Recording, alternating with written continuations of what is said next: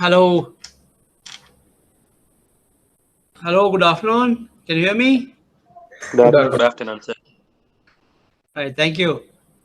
Sorry for a little delay on the technical matter. Did you have time to go through the last tute? Now we are today getting into tute number 5. Last week we did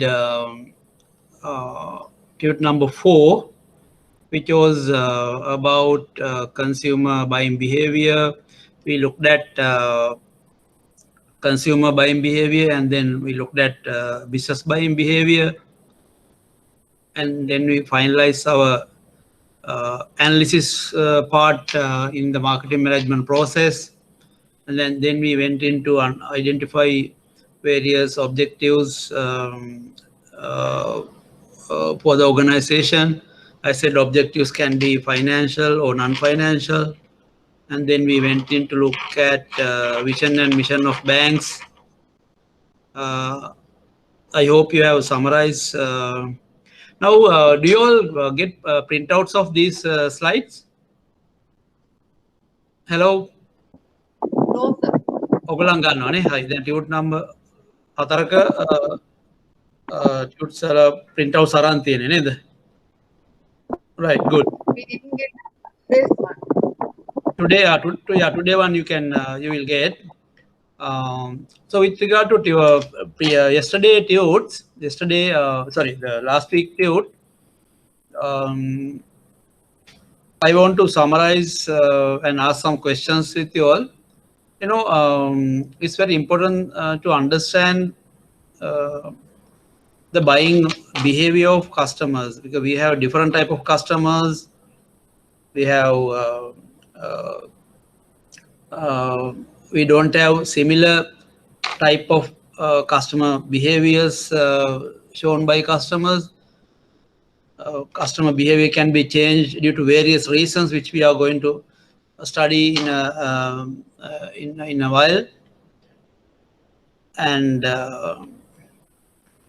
And I said people are different, and we are, everyone has a thing called black box. That is why it's very difficult to understand human mind, because even we say something, we don't know how they are receiving it. That is the biggest difference because it's not straightforward. It's not like a computer. Computer, if you give a command, it will give a specific response. If you say add to the computer, it will add. If you say deduct, it will deduct. But human mind, if you say purchase, will they purchase? No, it will not. So that is why it's called a black box. No one knows what is inside our inside us, inside our mind. So depending on the circumstances, we will respond in different ways. Then, so I took an example. At this black box level, you have a freedom to decide. Say, for example, I ask you to read your notes. You can still, just because of I ask you to read the notes every week, some people might read it, some people might not read it, some people might just glance it through. So three different people will have three different type of responses to what I said, isn't it? When it comes to any human being, that is so. So now in the classroom, you have said 25 people. 25 people will act 25 different ways. So that is why you have to be, you have to understand and you have to study the human behavior as a marketing person, because then you can better plan your sales campaigns and sales promotions and sales tactics and so on. I hope you understand. Right. So then we discuss the fact that what are the factors influencing consumer behavior. So there are there are different factors. The cultural background or cultural factors, how we have been brought up from. So our behavior, our purchasing behavior, or any behavior of us will be based on our somehow cultural or on our cultural background, right? So that's our family, our school, our relations. Right. Thank you. Okay. මේ අද video එකක් sir කෙනෙක් මේව කරන්න ගිහලා බැරි වුණා. Sir try කරමු. වීඩියෝ එකක් දෙන්න නෑ. ඔව් පොඩි එකක් තියෙනවා. try කරමු සර් අර මේ treasury class එකේදී. අමාරු. ඔව් පොඩි. bandwidth එකත් එක්ක කරලා බලන්න. bandwidth එක. මම ඔයාලට කියන්නම්. So the cultural factors will influence consumer behavior. Our family, our relations, our teachers, our elders, our friends, all that can be have an influence on our behavior. The social factors, again, especially when you are grown up, the type of friends you have, the groups you are belong to, your new family influences, your positions, your role in your family, your status in the society, all can impact your or influence your buying behavior. And in addition, you have your personal factors like your age and your stage of the life cycle. If you are unmarried person, you have a certain type of behavior. When you are married and have children, your behavior towards purchases may be different to what you had before you were married. Okay, and your economic situation, your disposable income, your lifestyle, your personality, and your self concept, your self esteem, what type of person you are, and all will impact your buying behavior. And also the motives, I said, the perception about certain products, learning and beliefs and attitudes, all can impact on your behavior towards purchasing product. Any product, it may be not only banking product, any product it can. Right? So that's what we were discussing. Right? And in regard to motivation, we learn a model called Maslow's hierarchy model, right? Maslow's hierarchy of needs. So he said Maslow was a professor at Harvard, teaching on human behavior and human mind. And he said at our early stages of life, we have physiological needs, like we want food, we want drink, and so on, shelter and so on. And as we grow, we want to be more secured, we want to be more stable as a person. That's the time you all look for jobs, good jobs. And then once you have a job, you want then status, the positions.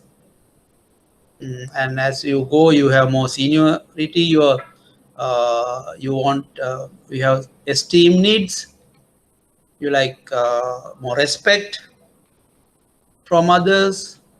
And the highest level, according to Maslow's hierarchy of needs, is the self-actualization. That is the level the highest level anyone can be. Say, for example, becoming a chairman of a large organization, or maybe becoming the president of the country.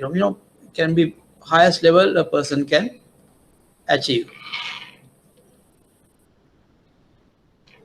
And so these are a few things that we learn. We learn about the beliefs and attitudes, and by behaviors also we discuss. There are behaviors that require buying decisions that require high involvement or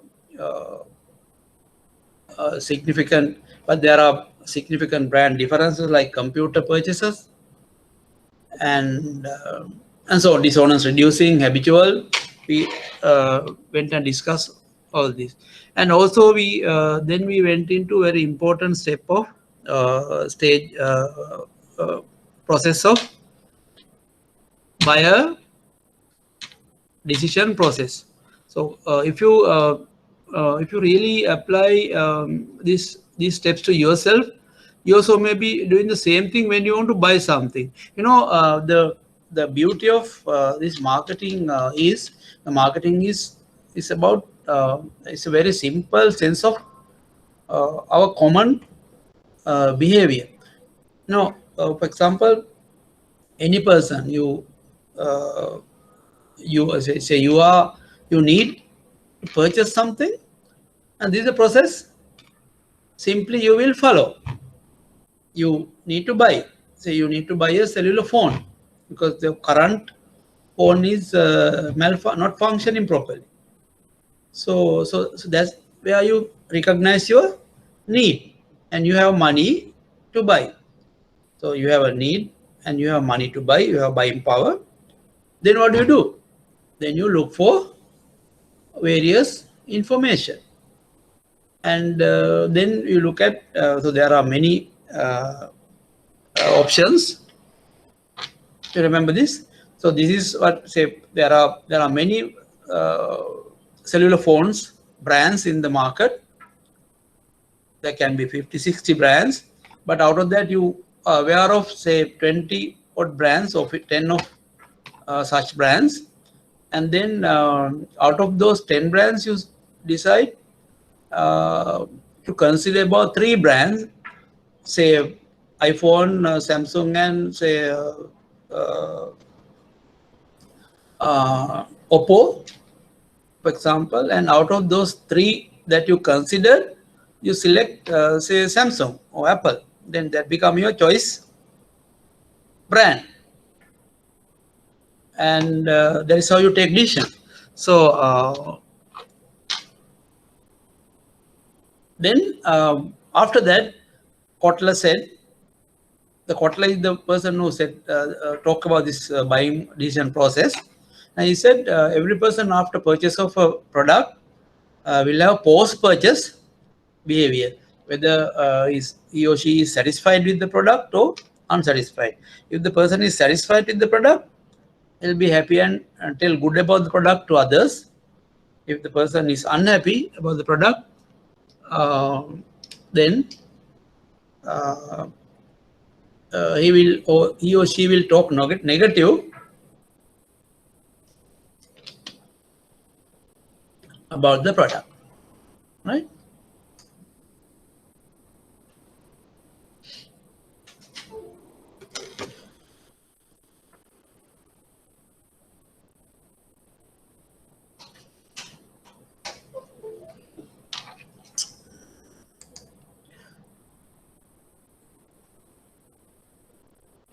Okay, so I hope it's clear to you.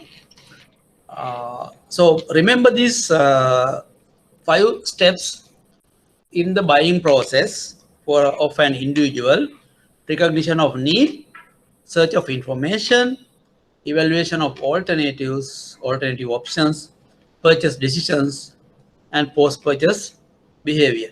So don't by heart it, but logically remember these steps, right? And based on that process, you can do a mathematical calculation also with regard to your purchase decision. In order to support your purchase decision, you can do a mathematical calculation where you get some scoring. Based on scoring, you can take your final decision. A particular brand takes the highest score, you will be selecting that brand. So what do? I said, so when you in this case, you are going to buy a vehicle, right? So what are the things that you consider when you buy a vehicle? What are they are called criteria. What are the factors? So price is a key, because you have limited buying power. So price is one evaluation criteria that you will consider, right? And for that, you have given a weightage of 4. That is the importance. So that is one of the highest weightage. And fuel economy also important. And ride and handling, like operational, the driving comfort is also important. Safety, you are given a highest, and resale value also you are given some. In addition, if you think there are other factors or other criteria, they also you can use here. Things like design, the color, and like that. You can have about 6-7 criteria on this side. And then you have the importance score or the weightage. And then, so these are the consideration set. You have considered Mazda, and you have Honda, Toyota, Nissan, Hyundai. And then with regard to price, you are giving scoring out of so Mazda, you think price, you get the you are given higher score, and Honda, Toyota, and so on, right? And then what you do is you multiply this score. This is the actual amount that you see in the market. Say, for example, Mazda prices are the lowest in according to this. Maybe this is not in Sri Lanka, maybe this is in a different country. Honda, Toyota same, and Nissan then the lowest, and Hyundai is the cheapest.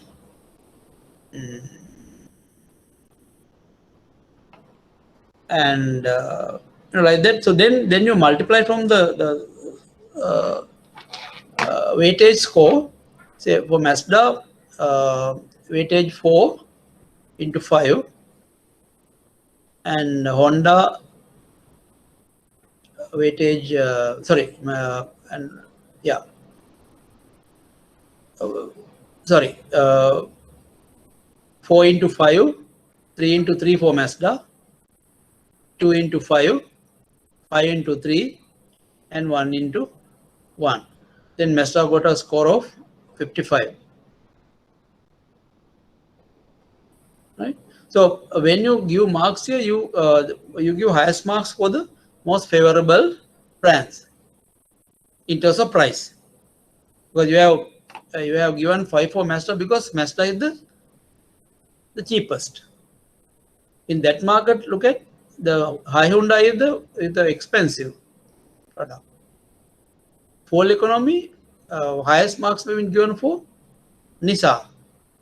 Ride and handling, operational driving comfort, highest marks have been given for 3, Mazda, Honda, Toyota similar. So like that, this is a very simple model based on this table.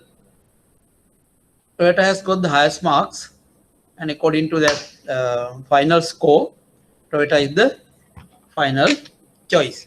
You can do this exercise for any product that you want to buy, but have this criteria correct according to your wishes, your requirements, your hopes, or your expectations. You decide on this criteria, and then give weightage to each criteria, which is called importance score, and then multiply that from into your score and get at the final score. So to understand better, what you can do is you can arrive. You can look at these figures. Now Honda, for Honda, so it should be 4 into 3, 3 into 4, 2 into 5, 5 into 3, and 1 into 3. Toyota, it should be 4 into 3, 3 into 5, 2 into 5, 5 into 4, 1 into 1. Nissan, it should be 4 into 4. That's how you arrive at the final score. 4 into 4, 3 into 4, 2 into 2, 5 into 3, 1 into 3. Hyundai, 4 into 2, 3 into 3, 2 into 5, 5 into 5, 1 into 1. You add all that and come at the final score. I hope is clear to you. And this is how the bioprocess is. Then also we went and discussed about family buying roles. You call it family purchase roles. This again very logical. You may have experienced this in your family. If you have children also, you would have definitely familiar with this. The children are the, say if you have grown up children, definitely they will influence your decisions with regard to, say, buying a sound setup or television or even a car, right? So they will initiate. So they will come and say, my friends have good cars and we have a very old car, right? Mama or Papa, why don't we go for a new good car? So that is how they initiate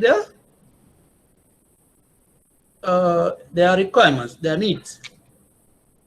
So then other children, grown up guys, we have 1 or 2 children, there will be people influencing it. Even your spouse might influence that we must go for a new car as current vehicle that we have is not up to our requirement.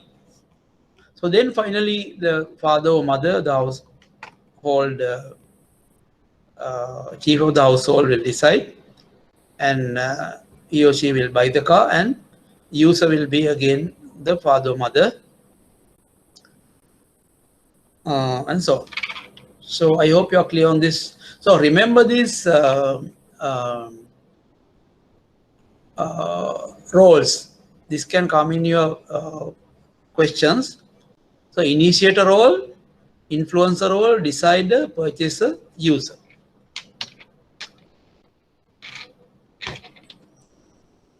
So this research says decisions at home are mostly done by women. Research based on responses to questions on choosing shared weekend activities, buying things for the home, deciding what to watch on television, managing household finance. So women makes more decisions. Then business buyer also we looked at. There is B2B buying. What we discussed previously is B2C buying, business to consumer. This is business to business. Previously B2C, now B2B.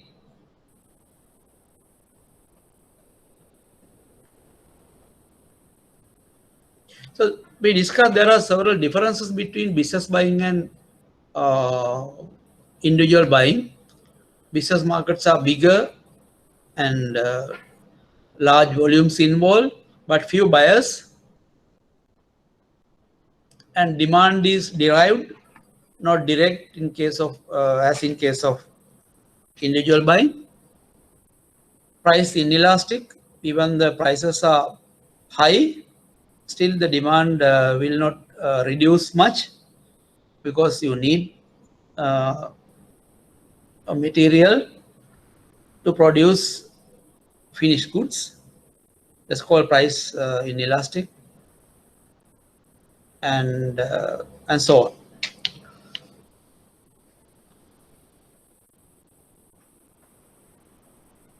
And as in case of family buying roles, the business buying also there are different parties. In addition to I said family buying, There are gatekeepers in the business buying roles when you discuss.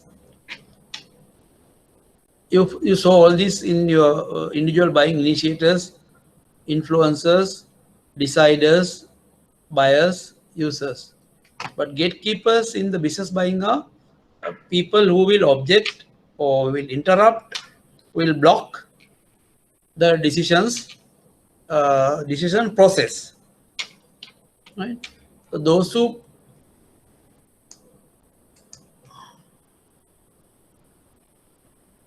gatekeepers are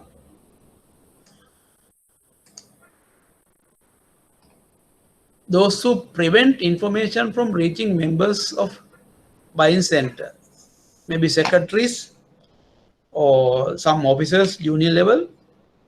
They are not supporting the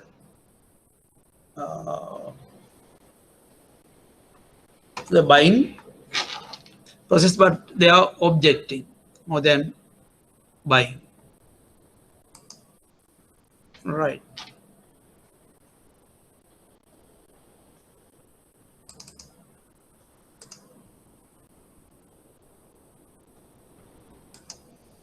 Okay. So also we looked at various influences, like we discussed in the consumer level. There are environmental factors, there are company or organizational factors, there are interpersonal factors, and there are individual factors that will influence the buying behavior of business to business, B2B buying.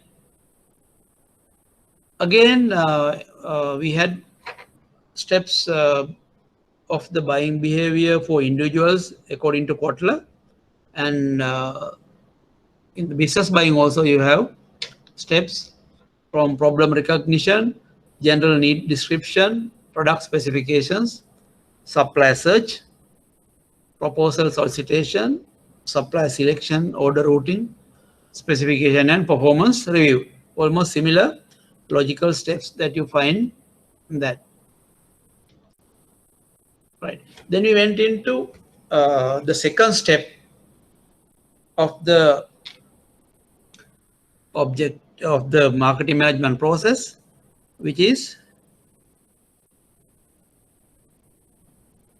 where do you want to be? Where do you want to be? The first question we asked was where are we now? So we discussed about the SWOT analysis and PESTEL, 5 forces analysis, then BCG matrix, and we discussed about the competition for competitors.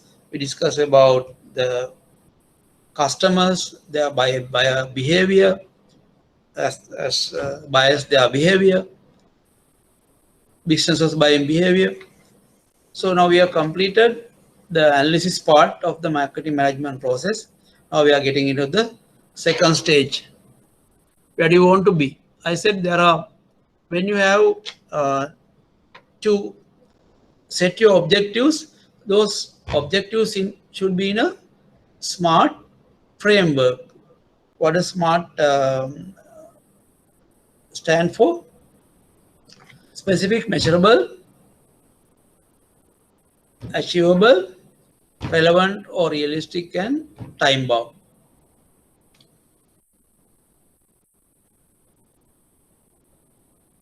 And also we went and discussed about vision and mission statements. Vision, I said, is about the future.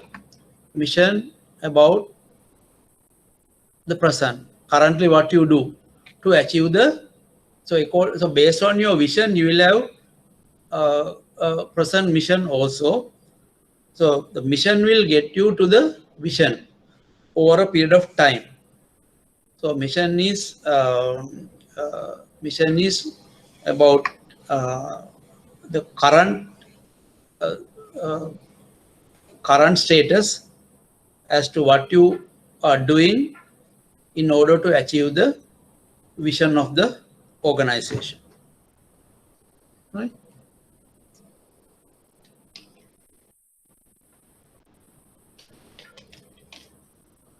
So vision is basically the end that you want to get to. The mission is how do we get the means, what actions we will take to get to the end, as we have decided on your vision. Vision is a broader objectives rather, that you want to reach as an organization. Mission is how do you, in order to get there, what do you do, how do you do it, in what way you are doing it, and all those are covered at the mission level or the present level.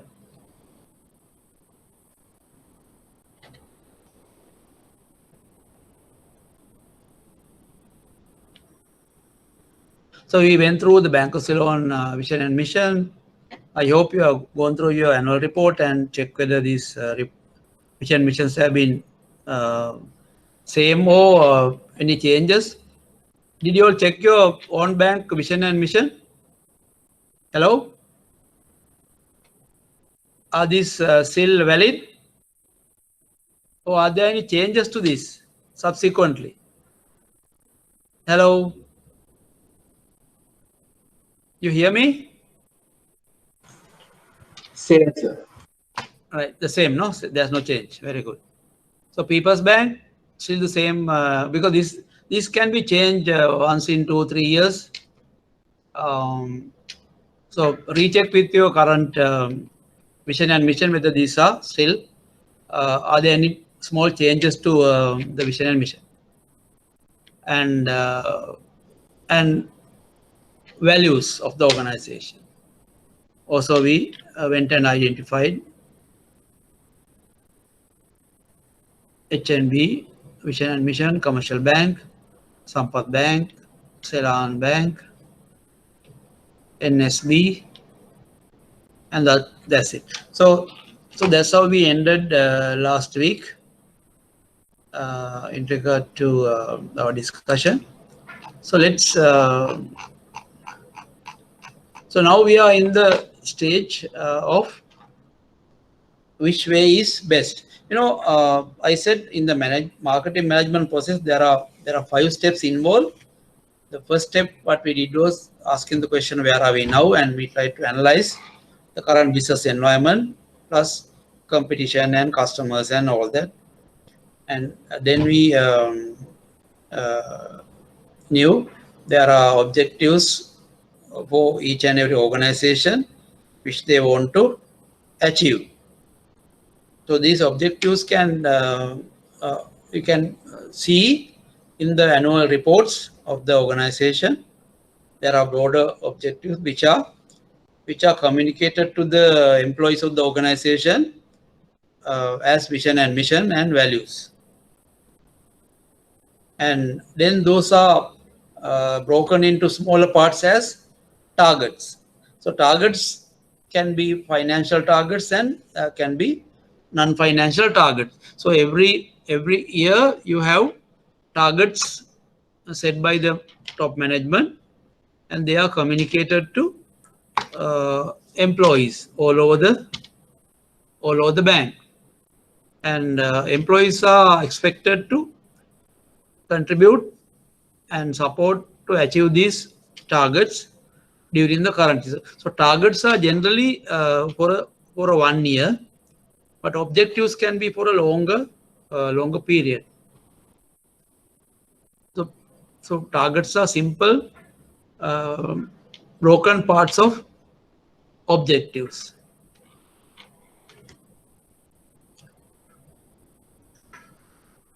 Okay. So which way is the best? So I said there can be many ways to achieve your objectives. There are many many options, but can you all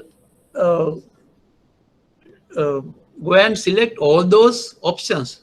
No, because there are limitations. There are resource limitations, there are skills limitations, there are various type of limitations that will prevent you from going into all the strategies that you can use to achieve your target. So therefore you have to select some most appropriate strategies that will help you to get you to the desired destination, or to achieve the desired, that will help you to achieve the desired results. So let's see how do we select these best options that we have, and then we come up with this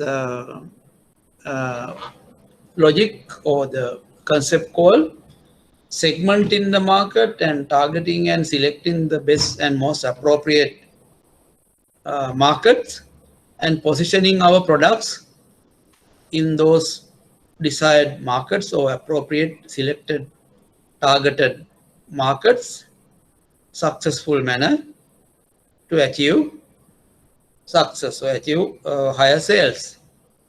So these three steps are important, because you cannot satisfy all the people all the time. So definitely you will have to select your segments. So you may not be able to satisfy the entire population through your products. So you will have to select some products that will be more meaningful to certain segments, and you may target those segments as your targeted segments, and then you go and do your marketing campaigns to position your products in the minds of those customers. Right. So let's see one big FMCG company as to how they do the segmentation. Procter & Gamble, you may have heard of, sells multiple brands within the same product category for a variety of products. Brand feature different mix of benefits and appeal to different segments. Has also identified different niches within certain segments. Product modifications are useful. Tide offers many different product formulations to serve different niches needs. So these are some of the brands that Procter & Gamble sell. Procter & Gamble sells. Tide. You have Tide in Sri Lanka also. So that is, so they are all detergents. The Tide is a tough, powerful cleaning. All right. So Tide is used for powerful cleaning. Cheer, tough cleaning, color protection. While cleaning, the protection of color also will be. So some of these brands may not be in Sri Lanka, but these are global brands. The Bold detergent plus fabric softener, maybe for certain garments you need fabric softener. Gain, sunshine, scent and odor removing formula. So that's different again, different need and different positioning. Era, stain treatment and stain removal. Another need, stain removal. Dash, value brand, economy brand. So like that, you can see 1, 2, 3, 4, 5, 6, 7, 8, 9, 10. So there are 10 brands of detergents that they sell. So you can imagine different people have different needs. So if you try to sell one product to everybody, it will not be succeeding or successful.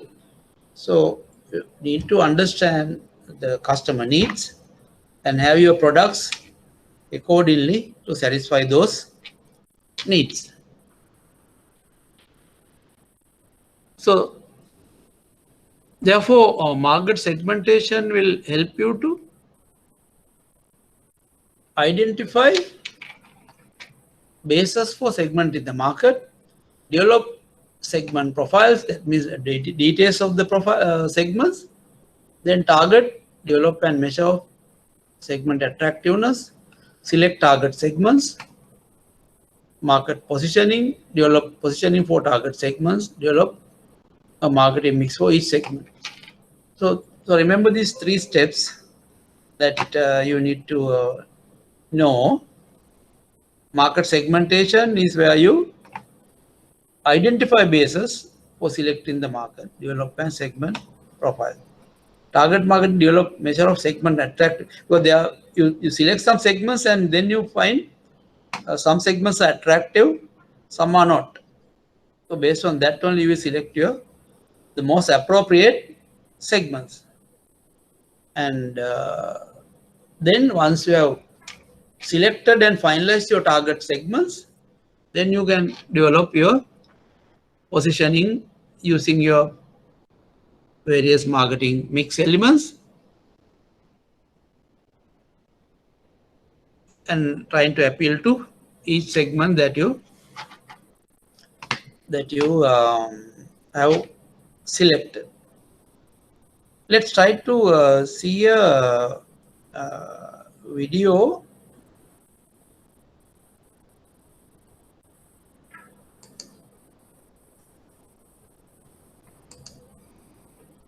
Market segmentation. 1 second.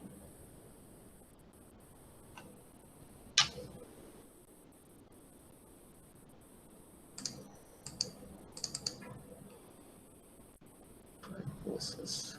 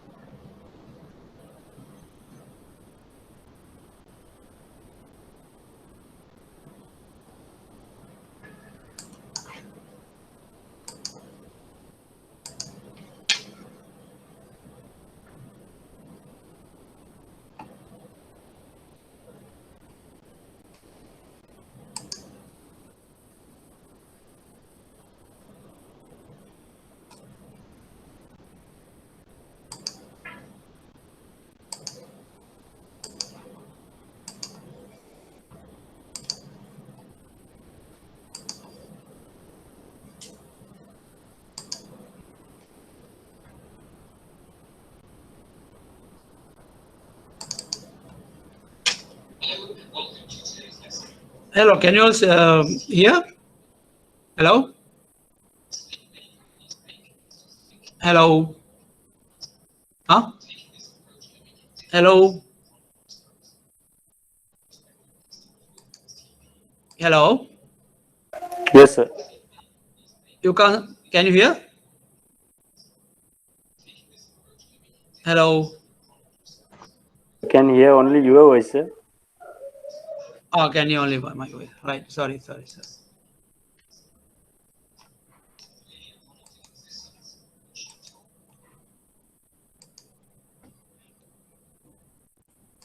Yeah, there's some.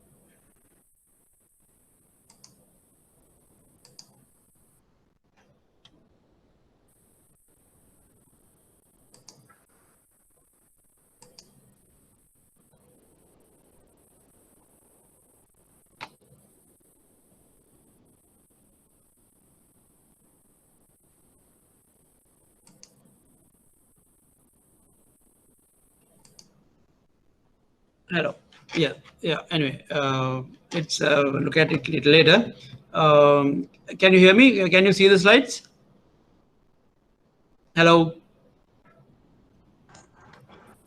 Hello. No, sir. No. You can see, no? Can't see, sir. Can't see. Yes. Oh, you can see, no? You see the slides, no? No, sir, No, still sir. not. No. No, can't see. Okay.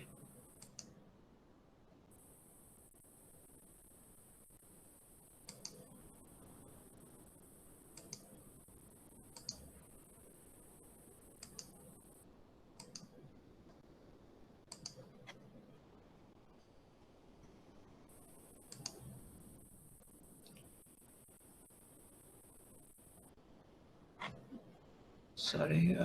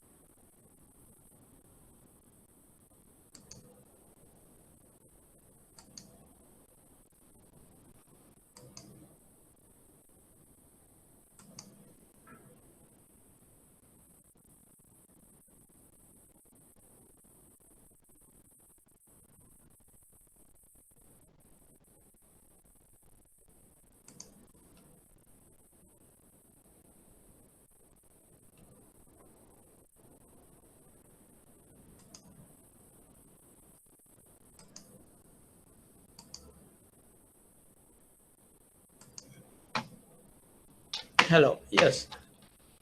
Can you see now? No, sir. Can't. Can't see.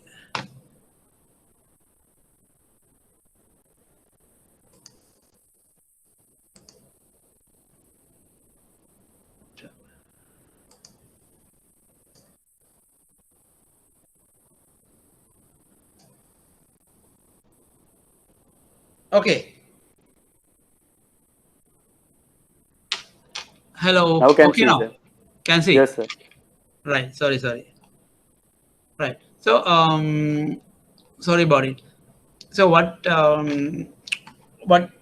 you need to understand here is, as I started, so there are different needs that different people have. So you as an organization cannot have one product for all the customers.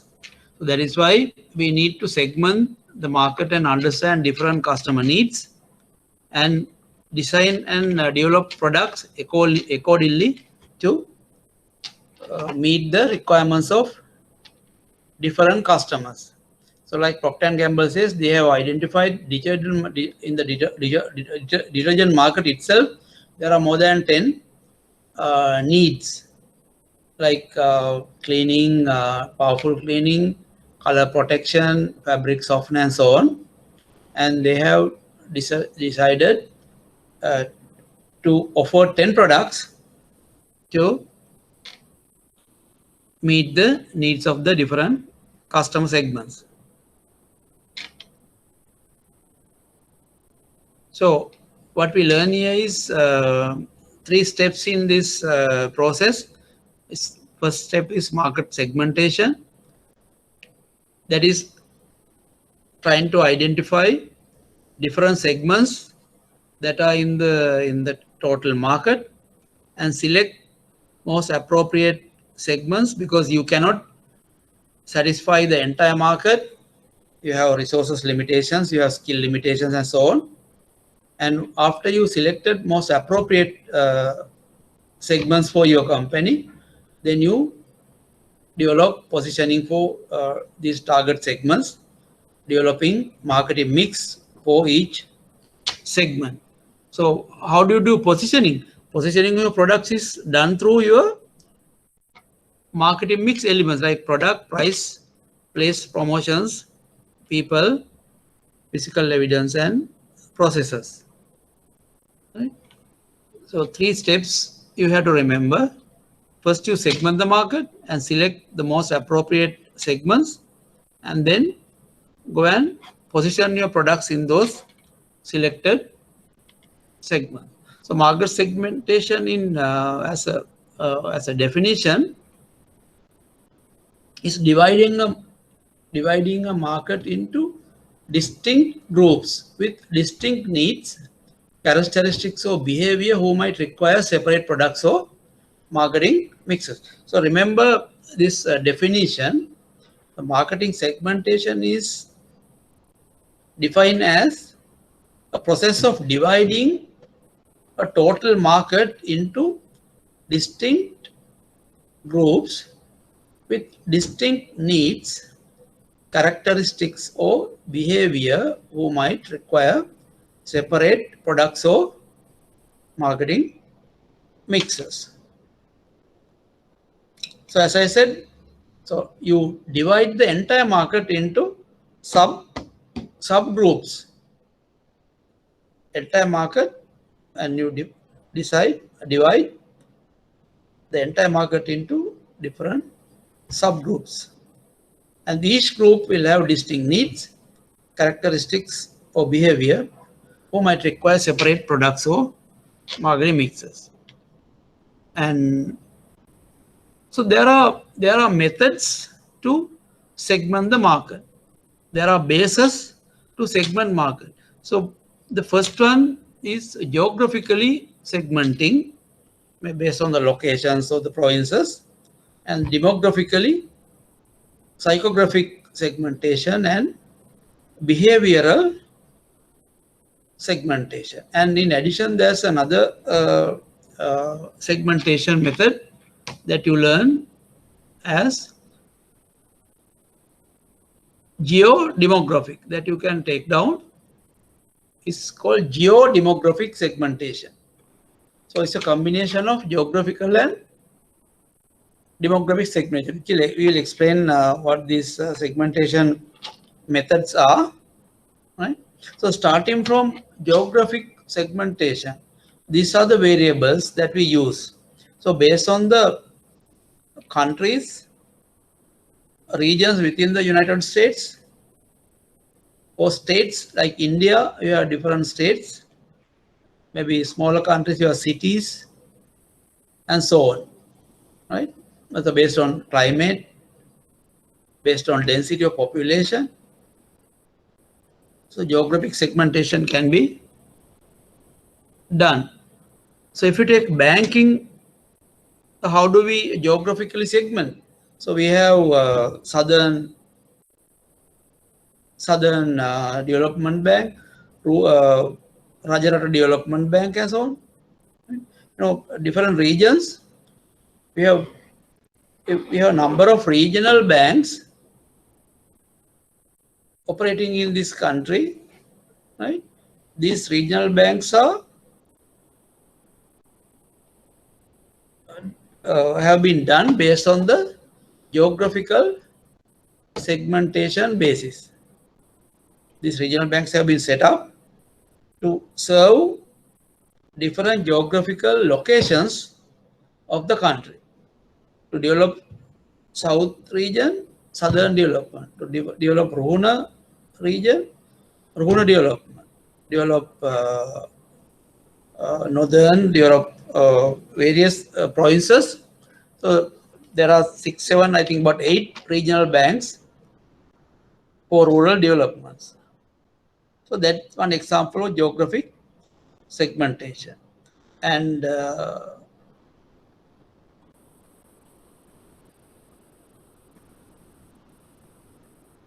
so it's a location-based segmentation. Location-based segmentation. And the demographic segmentation variables are age, gender, family size, family life cycle, income, occupation, education, religion, race, generation, nationality. Actually, this is the most popular segmentation for bankers. So we have a lot of products based on age. We have like children's account and senior citizens and so on. Gender, we have women's, say Vanita Vasana, run Kanta, run Ginuma, so gender based. The family size, you have economy packs, some FMCG products, you have economy packs, you have mega packs, like that. You have different packaging, different product variations, targeting based on family size. Family life cycle, I said, in your family life cycle stage, also one variable, because when you are bachelor, you require certain products. When you are married and having children, you require different products. And based on your income, so we have VIP accounts, high net worth accounts, and we have ordinary general savings. Occupation, professionals, religion, we have Sharia banking based on religion, and so on. Now, one variable, one segmentation method based on social class is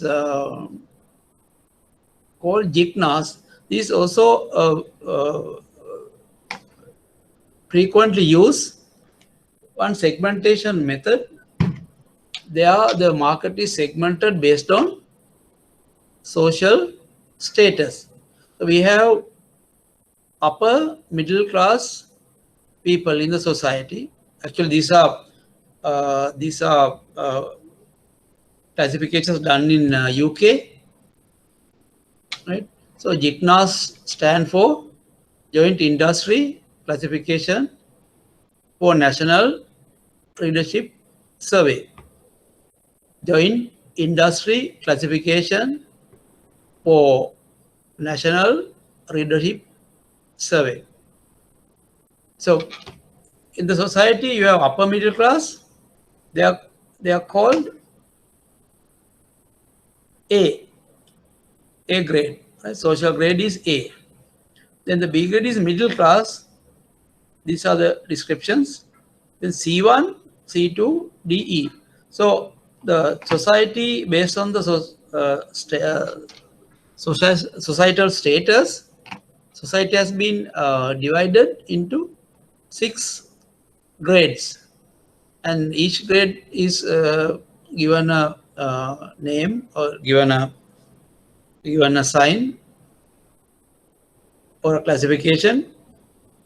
So you have A, B, C, C2, sorry, C1, C2, DE. Now this A, B, C1, these are categorized.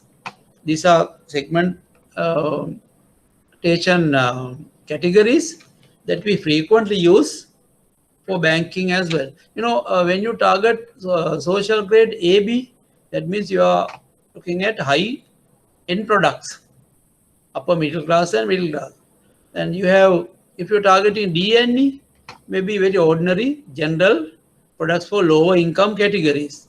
Maybe C1, C2, maybe middling, you are proposing a product or designing a product for middle income or middle class segments. So in the society, this is the approximate percentage of families. Say out of 100, 3% is upper middle class, 10% is middle class. You have more people in the lower middle and skilled category and working class, and then finally the lowest level, about 8%. So that is how UK has classified the society or the population based on social status. And we're talking about family life cycle. So there are 9 stages in the family life cycle. 1, 2, 3, 4, 5, 6, 7, 8, 9. So what are these 9 stages in the family life cycle? During our life, we have bachelor stage, right? Young single people living or not living with parents. Maybe you are doing a job and boarded somewhere. You're not living with parents. So during that stage,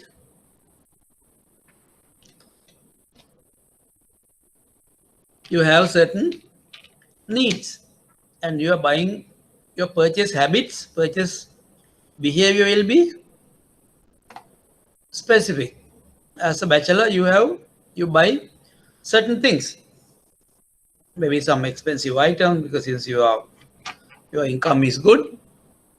And newly married couples without children, so just after marriage, also you require certain goods, certain maybe things like certain furniture, maybe vehicles, houses.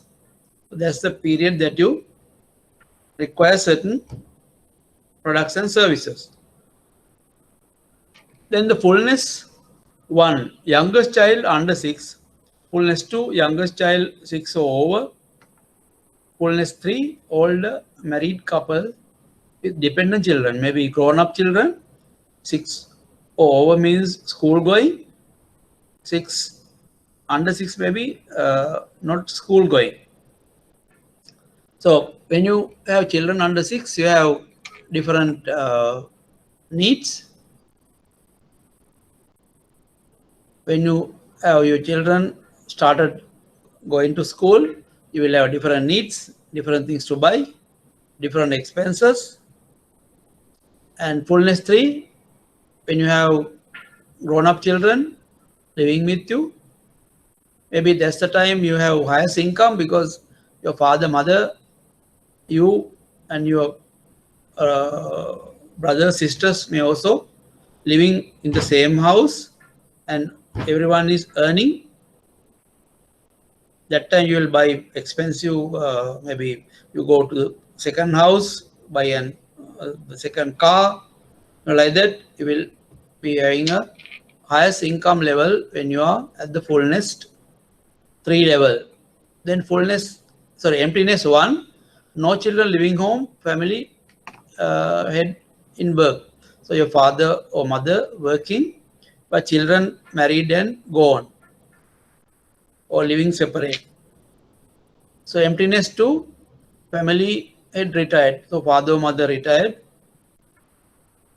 And solitary survivor means one of the parents is dead.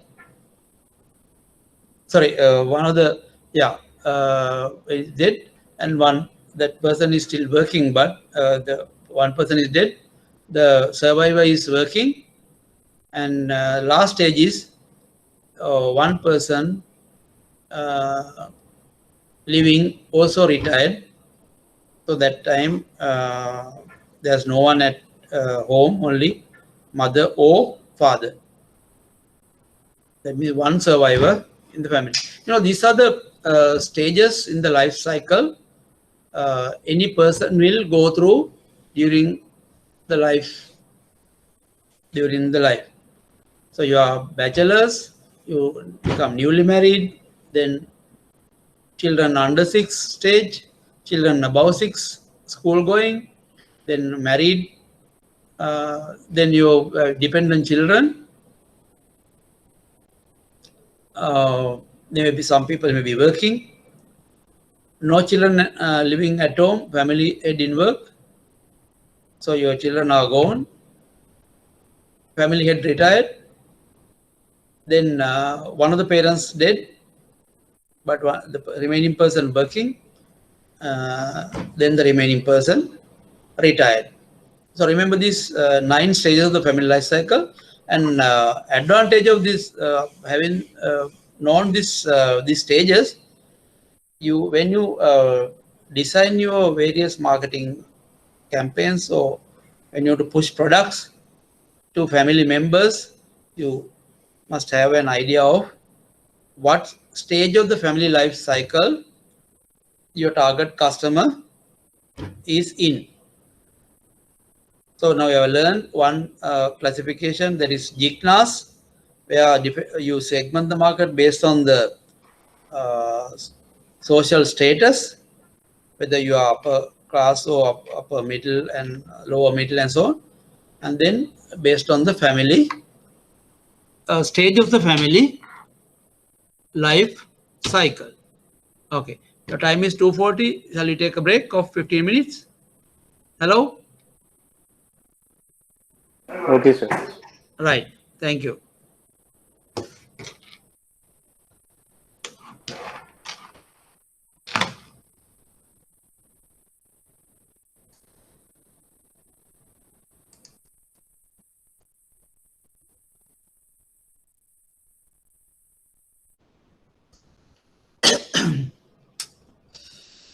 Hello, I'm back. Hello? Yes, sir. All right, thank you. We'll start again. So are you clear on this family life cycles segmentation? Bachelor to newly married, fullness 1, 2, 3, emptiness 1, 2, solitary survivor, in work, retired. So I have to remember these 9 steps in the FLC, you call it in short, family life cycle, or FLC, which is a useful segmentation model for bankers.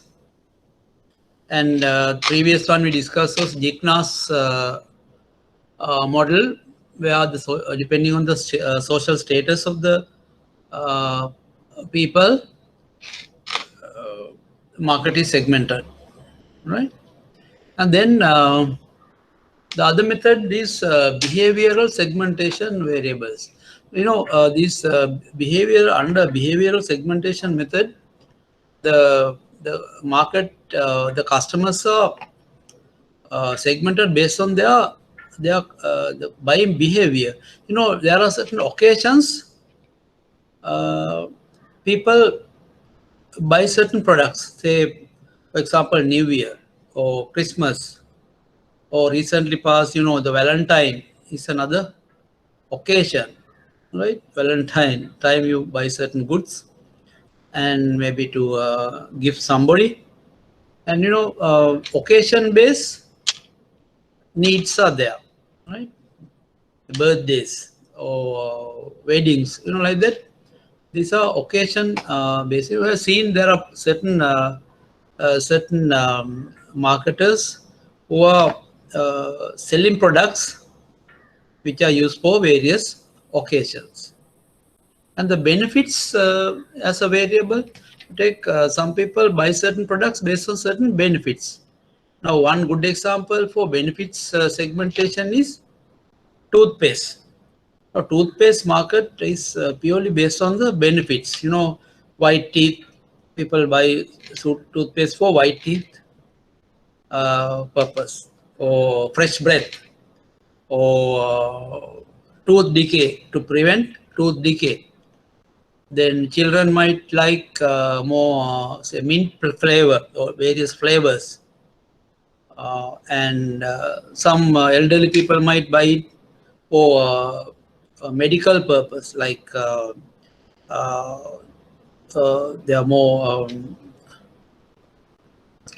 based on sensitive teeth. So another benefit, herbal toothpaste, another benefit. So like that, there are products that are segmented. There are markets that are segmented based on benefits of the product offered. Right? Then user status. User status is there are some customers we try to market based on their user status. Like for example, there are loyal customers. Loyal is a status. For loyal customers, there are rewards given. So that time, more incentives given. Not incentive, basically the loyalty points. And maybe a new user, the status is just recently added customer.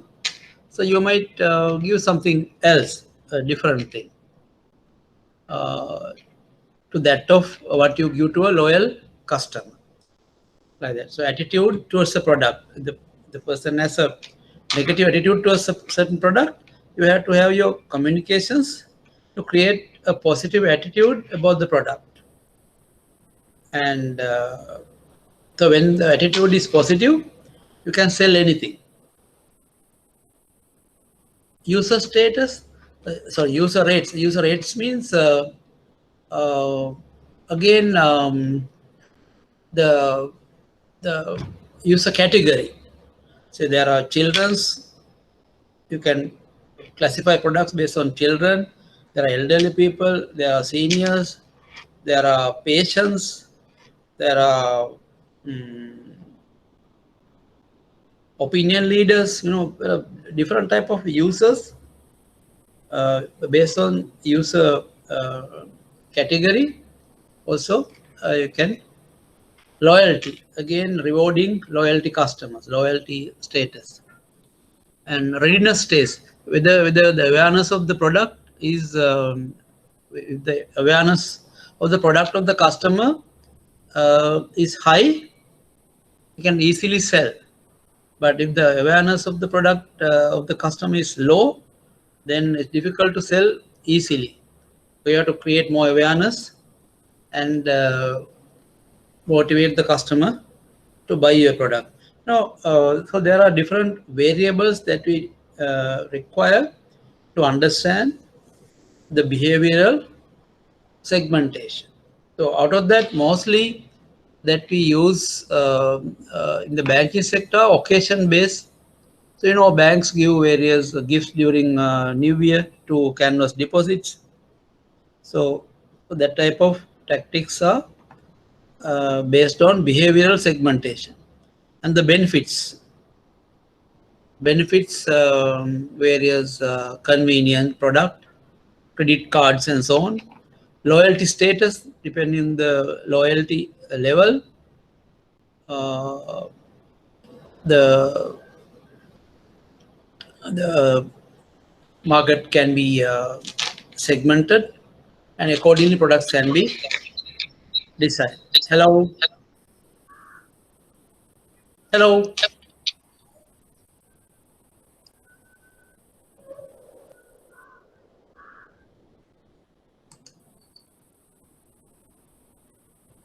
Hello, can you hear me?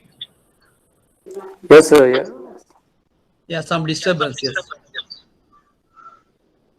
Okay. Right.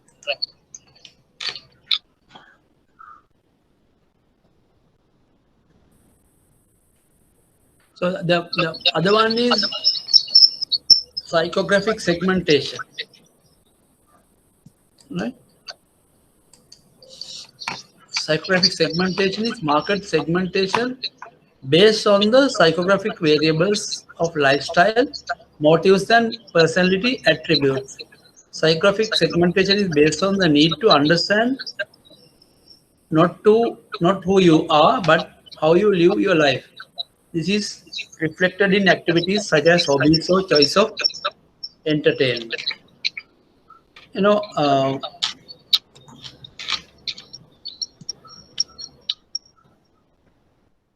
let's read this. Psychographics of lifestyle segmentation divides the market into group based on social class, personalities, activities, interests of customer. Example: company which produce luxury cars such as Ferrari is only targeting persons with high income and high social class. You know, there's some disturbance.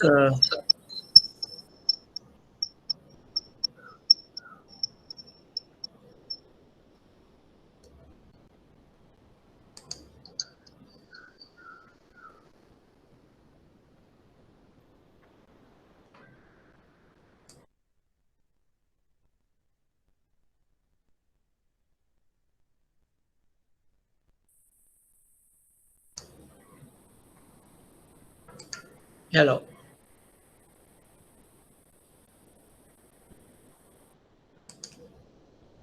Hello. So now it is okay. All right. There's some disturbance. No. Yes. Right. You know, psychographic segmentation is about the activities, the social class, personalities, and interests of consumers. Example: company which produce luxury cars such as Ferrari is only targeting persons with high income and high social class. You know, psychographic segmentation is mostly based on lifestyle. Lifestyle segmentation. Lifestyle is, you know, person to person, the lifestyle changes. You know, there are certain people who travel abroad frequently, who does air travel frequently, who goes to expensive hotels, expensive restaurants frequently. So their lifestyles are different. They have people go to nightclubs, go to various gaming centers.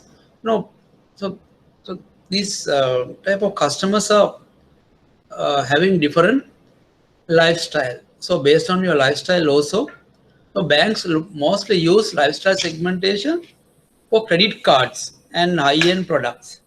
You know, high-end products are mostly offered based on lifestyle. Say some VIP accounts, VIP products offered by banks are to meet some lifestyle requirements. Say, for example, now if you take HSBC Premier customer, HSBC Premier customer is supposed to be a customer who goes overseas frequently and who goes to places, who does a lot of air travel, and so they have a set of benefits offered to support the lifestyle of that customer through Premier, HSBC Premier account. So one segmentation method here is based on the customer's personalities, lifestyles, their interests and activities. Certain products are marketed even in the banking sector. Now, behavioral, as I explained earlier, based on user behavior itself, including usage of product, price, branding, or loyalty product. Example: people nowadays tend to buy a branded product such as Apple iPhone because it is a quality and brand is well known around the benefit, because they are because the benefit that Apple iPhone gives, the brand is well received, and people buy Apple brands because of the quality and the benefit it offers.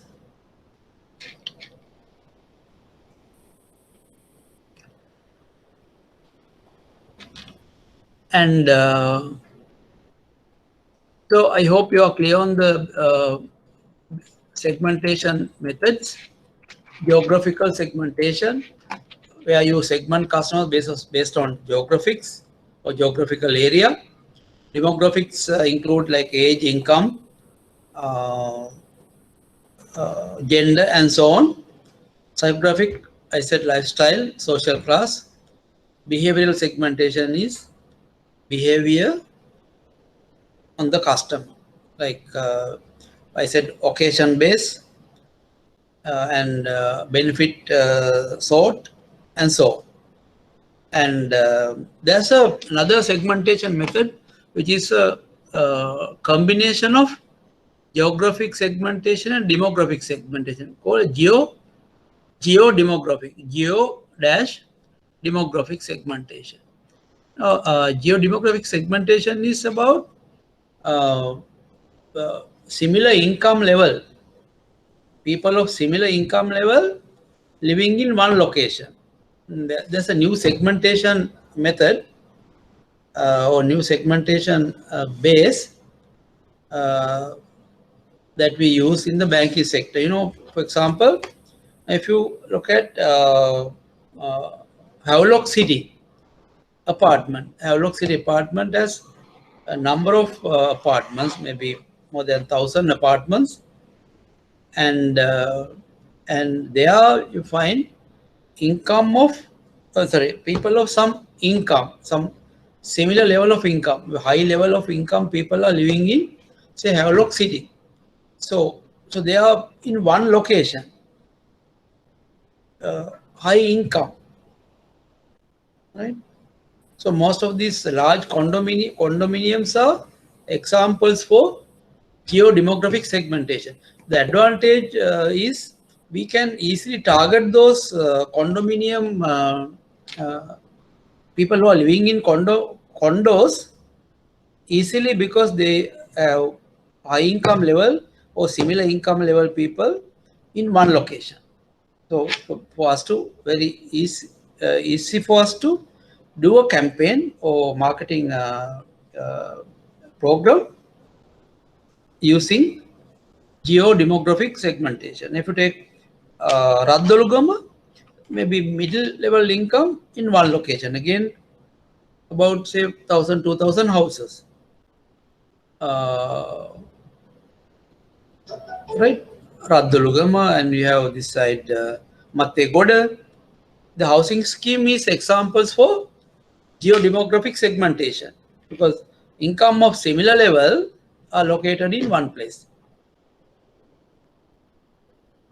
All right. So they are saying birds of feather flock together. Birds of feather flock together. There's an English saying called bird of feather. Again, ekama vidiye aya ekatu වෙනවා. දැන් අපි ගත්තොත් අපේ ආයතනවල පවා එකම විදිහේ සිතුම් පැතුම් තියෙන කට්ටිය තමයි එකම social levels වල අය එකතු වෙනවා. එකට ඉන්නේ. Birds of feather flock together. So that is an example of geodemographic segmentation. Geodemographic segmentation. Geographically and demographically combined segmentation method. So there are 5 segmentation methods that we discuss. Firstly, geographical segmentation, then demographic segmentation, psychographic and behavioral, and finally geodemographic segmentation. You know, advantage of these kind of methods are by using these methods, you can divide the market into different subgroups or subsegments, and then you can identify the needs of these subsegments very easily than understanding the entire market needs. So logic here is different people have different needs, and therefore it's not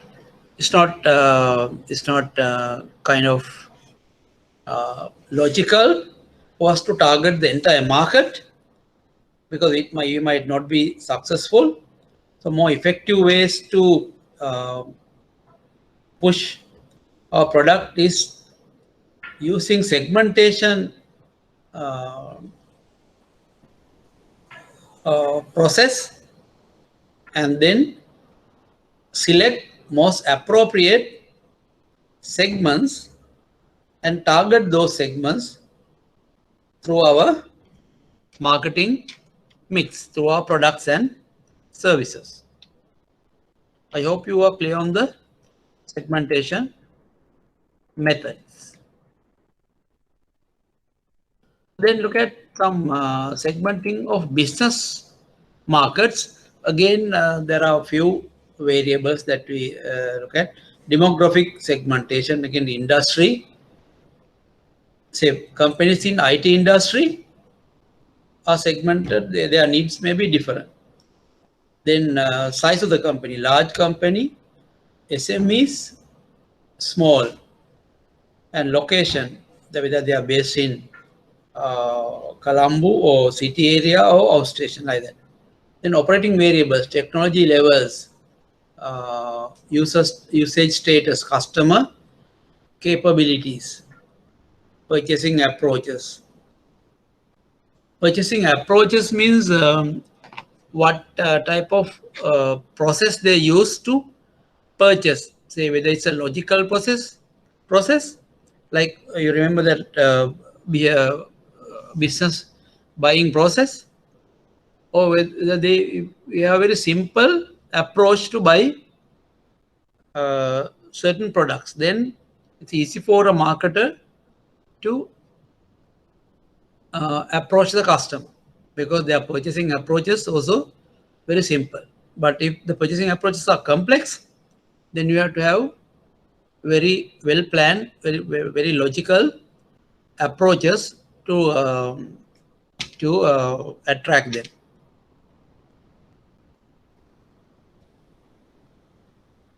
Here the user status means usage. Status means usage status means whether the usage that they are buying large, whether they have very high usage or low usage or middle or moderate usage. So there can be large buyers or medium-sized buyers and so on. Situational factors. Some companies might buy for urgency. Some may buy not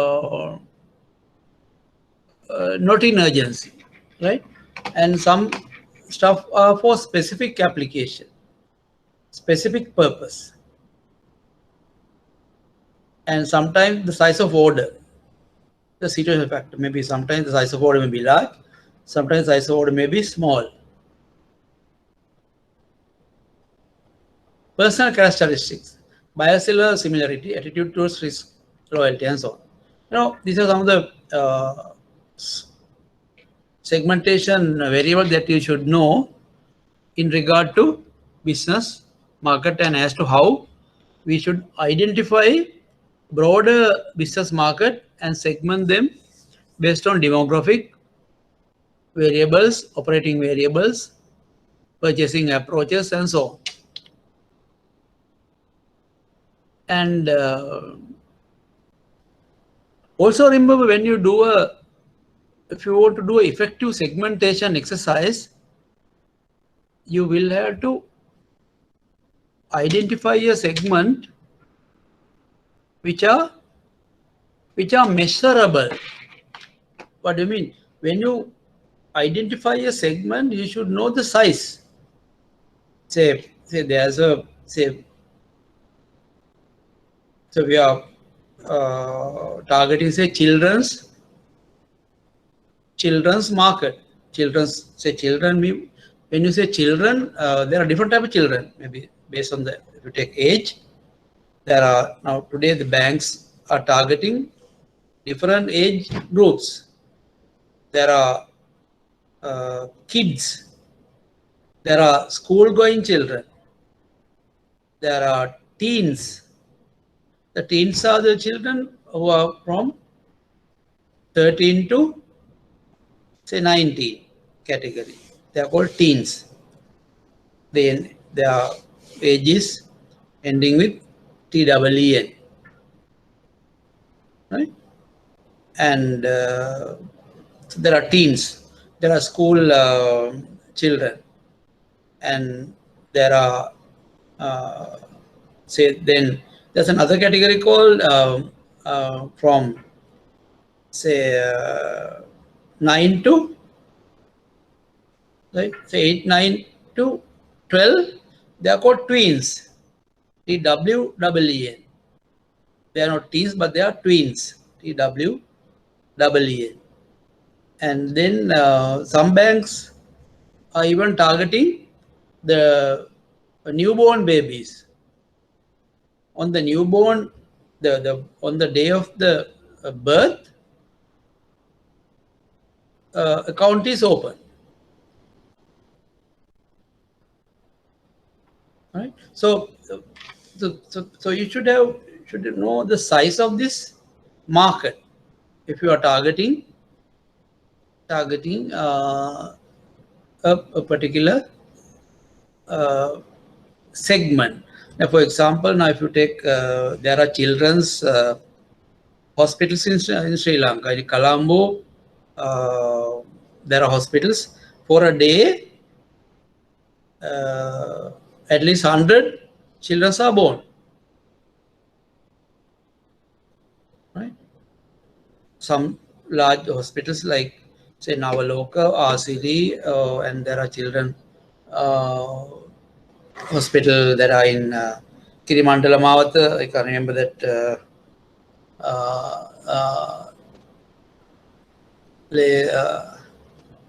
Joseph Fraser, and there's another one. There are you take there's a government hospital for children in Borella. For a day, the sizable amount of children are born. So we can easily target those hospitals to market accounts for newborn children. But before you do a product, you should be able to measure the size, as you should know the number of customers potential of the particular segment. That is what called measurable terms, and also the purchasing power of the particular segment, whether they can buy the product that you offer, and profile of the segment. And accessibility is whether you can easily reach or serve. Yeah, newborn babies if you take, yes, you can easily reach, because when you have a tie-up with the hospital, you can reach, and those newborn babies can be targeted. Substantial, large or profitable enough to serve. If you are doing a product for newborn babies, whether that particular segment is sizable enough and profitable enough, that also you must, whatever the segment that you are going to target and develop a product, you should be able to identify or measure the size of the size of the segment and see whether it is substantial enough for you to be profitable, differentiable. Yeah, if you take newborn babies, differentiable, because that is the time father mother start account, because it's a happy day for any mother or father, and they will definitely it's a different market, different segment anyway, and you have no issue. It will they will respond differently. Actionable, effective programs can be developed. Yes, we can easily tie up with hospital and have a lot of propagandas, a lot of marketing material. Leaflets can be distributed to the hospital, the parents who come to the hospital. Actionable is a so when you select a segment, effectively look at these five criteria. The segment you should be able to measure it, the size and the purchasing power. Should be able to access it, accessible. It will be large enough to make profit because you are investing to design a product, and should be able to make profits. So it should be large enough, and it should be unique or differentiable from another segment. Yes, and actionable. Whether you can go and reach that particular segment with effective marketing programs. I hope that is clear. Then we'll get into the target marketing. Now we have discussed about the segmentation and how do you target and select. A target marketing is about it consists of a set of buyers who share common needs or characteristics that company decides to serve. So out of the many the total market, you select certain segments so that become your target market. It will consist of a set of buyers who share common needs or characteristics that the company decides to serve. So as we said earlier, so segment size and growth is important, because when you select a segment, it should be sizable and should be a growing segment. And also look at things like segment structural attractiveness, level of competition in that segment, substitute products, power of buyers, power of suppliers, and company objectives and resources. So coming back to the same example of product for newborn babies. So segment size and growth is good because day by day our population is growing. So more and more children are born in our government and private hospitals. For a day, thousands of children are born. Right? So level of competition. Actually, there's a competition because a lot of banks have now started marketing accounts to newborn or newly born babies. Substitute products. There can be substitute products by other non-banking groups also. Power of buyers, power of suppliers. So depending on it might not be applicable for newborn baby segment, but for other segments there will be these areas you need to look at when you select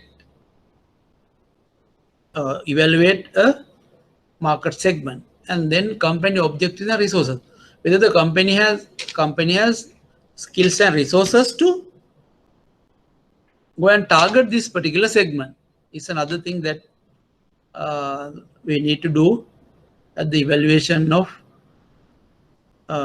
market segments. So selecting target market segments, there are 5 ways to target, 5 ways to do target marketing. The first thing is no targeting, like no undifferentiated marketing. So there's no you don't target different segments, but you target the entire market. That's called undifferentiated marketing. There is a general targeting method because you select the entire market as your target. Wholesale, mass market is your target market. Then differentiated or segmented marketing. That's the second method to target, or second ways to second approach to targeting. Third one is concentrated market. Concentrated means under previous targeting approach, you target differentiated some say number of segments, but in concentrated targeting you target a niche. Niche mean maybe one segment or one or two maximum. Smaller segments. Say for example, now for example for concentrated targeting is say Mercedes Benz. It's a niche or differentiated. It's a niche because not every person in Sri Lanka, if you take Sri Lanka or any other country, Mercedes is not a mass market car. It's a niche. It is owned by maybe upper, middle or high class, high-end customers. So take Rolex or Rolls-Royce, BMW are more concentrated, targeted segments. They are called niche targeting. The differentiated methods, if you take one example, say now today even the Procter & Gamble example. Procter & Gamble, we had 10 different segments based on different needs. P&G has identified. If you take in Sri Lanka, I think the other day we talked about Fonterra. Fonterra, how do they target? Fonterra milk powder. They have segmented the market based on full cream buyers, full cream buyers. Then Shape Up, figure conscious buyers. Then Mom, pregnant mothers. Right? Then Anchor, people who find calcium rich milk powder, aniline. And then you have Malted. Then you have Ratti for low-end customers, for the price-sensitive customers. Then 1+, 3+, and so on for children. You know how many segments? So it's called differentiated targeting. So you target different segments or several segments or number of segments with different products. That's an example for differentiated marketing. Now, undifferentiated marketing example, you take undifferentiated marketing, they take say, Signal or Lux. They are undifferentiated because for Lux, for Unilever Lux or Sunlight or Lifebuoy are mostly mass market or Signal mass market products. So everybody use it. It's targeting the mass. Right? So there's no segmentation as such. Of course, they have different packaging, different colors and so on, but basically they are undifferentiated. That's why they sell volumes, large volumes. So then the final one is the micro marketing. What is micro marketing? Micro marketing is individual based marketing. Individual based, how do you target individual based? It's only are done through online. Say you through online one-to-one basis, you can target single customers. For example, certain products are online purchase based on each customer's requirement.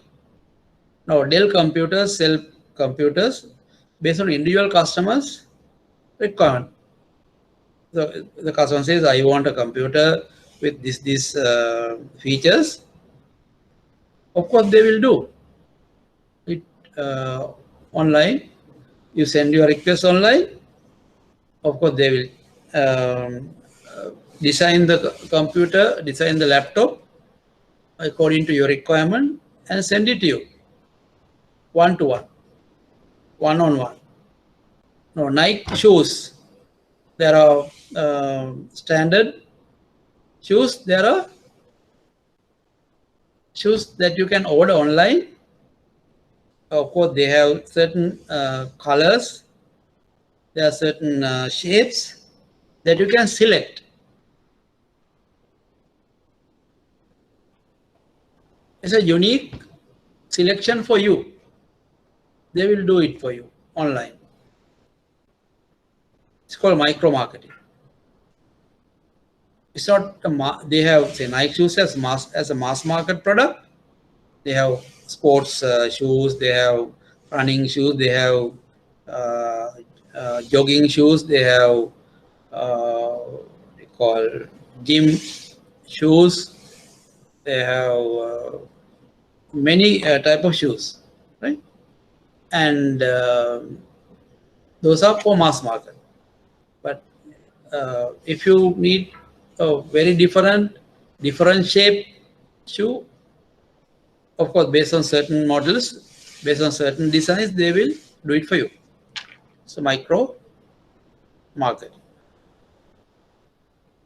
Now, sometimes when you order, say, some customers, when they order burgers or some food, they will call the particular supplier. I need this burger. Of course, they have standard burgers, but also they will tell you add some more cheese or reduce or don't add cheese or don't add have less chilies. Like that, you can online you can change a bit, tweak a bit, individual basis that they will do online. It's called micro marketing. So when you reach a cake maker online, there are some individual guys who are doing individual one-to-one basis. You order and unique product you will have according to your requirement. You know, like that. So that is another. So there are 4 targeting methods, but starting from undifferentiated targeting to differentiated targeting, concentrated niche targeting, and micro or micro market, more customized approach called micro marketing or micro targeting approach.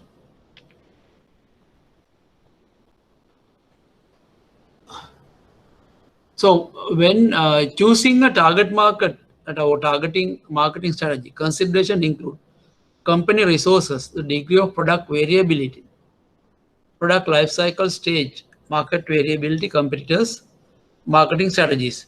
So your targeting also, you will be very careful whether the company has resources to target that market and position products in the product variability, whether you can design a specific product that is suitable for the particular target market, otherwise you will fail. Then product life cycle stage, what type of products, what type of life cycle stage, or which stage of the life cycle this particular segment, the product that they that particular segment request are in. Because if they are in the decline stage of the life cycle, then no point of you going and targeting that type of a product or pushing that type of product to a certain segment, because it's anyway product is reaching the decline stage already, so it might not click. So market variability means the market where the market can particular segment can change, the needs of the segment can change, or will that be static for some time, so that you will have continuous sustainable business. Competitors' marketing strategies. Again, whether already the competition is in that segment and what are their or the competitors' strategies at the moment.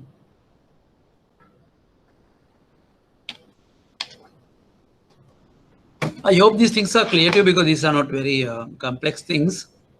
More logical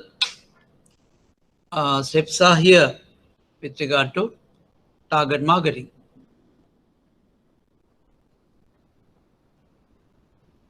Socially responsible targeting. Some segments, especially children, are at special risk. You have to be careful when you target certain segments, especially with regard to children segments. When you push certain things to eat and all, there are a lot of restrictions and risks involved. Many potential abuses of on the internet, including fraud internet shoppers. Controversy occurs when the methods used are questionable. Some potential abuse of internet, including fraud internet shoppers. Controversy occurs when the methods used are questionable. So you have to be we learn in the marketing definition. So marketing should be done in a more socially acceptable manner. So anything that is unethical and you think your targeting approach will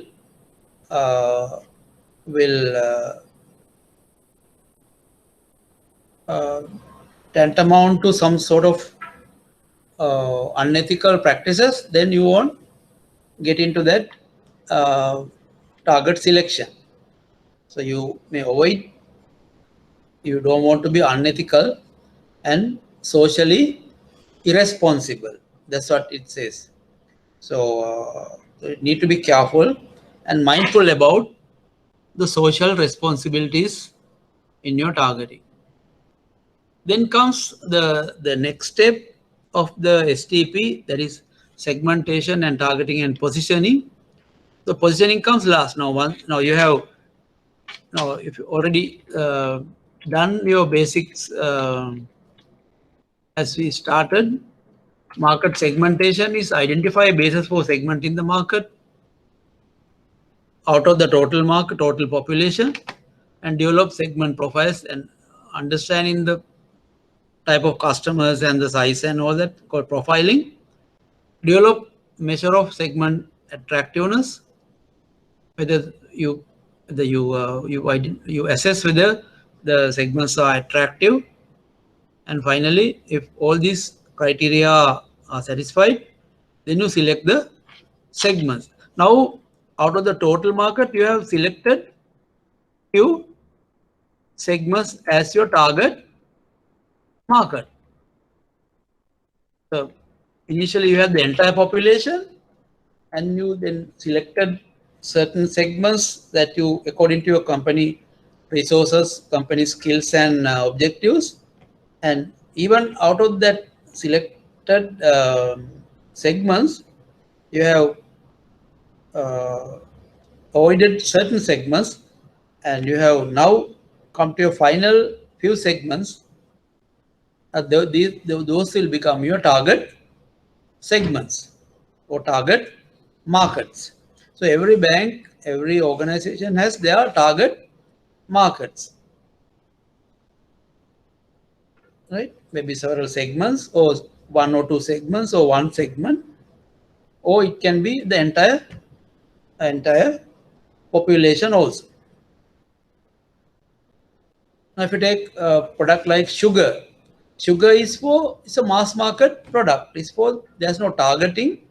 It's for all the population. Anyone will use sugar. It's marketed to everyone. Some eatables are mass market. Some eatables, right? So like that, you hope you understand. You have mass marketing, you have differentiated marketing, you have concentrated or niche marketing, you have micro or mass customized, more customized, personalized marketing. So positioning. So what is positioning? Positioning is defined as the place the product occupies in consumer's mind relative to competing product. So remember when we first day we started when we going through that write up or article, we talk about top of mind recall, TOMR. Top of mind recall is you remember a particular product, it comes to your mind first against the competing product. If your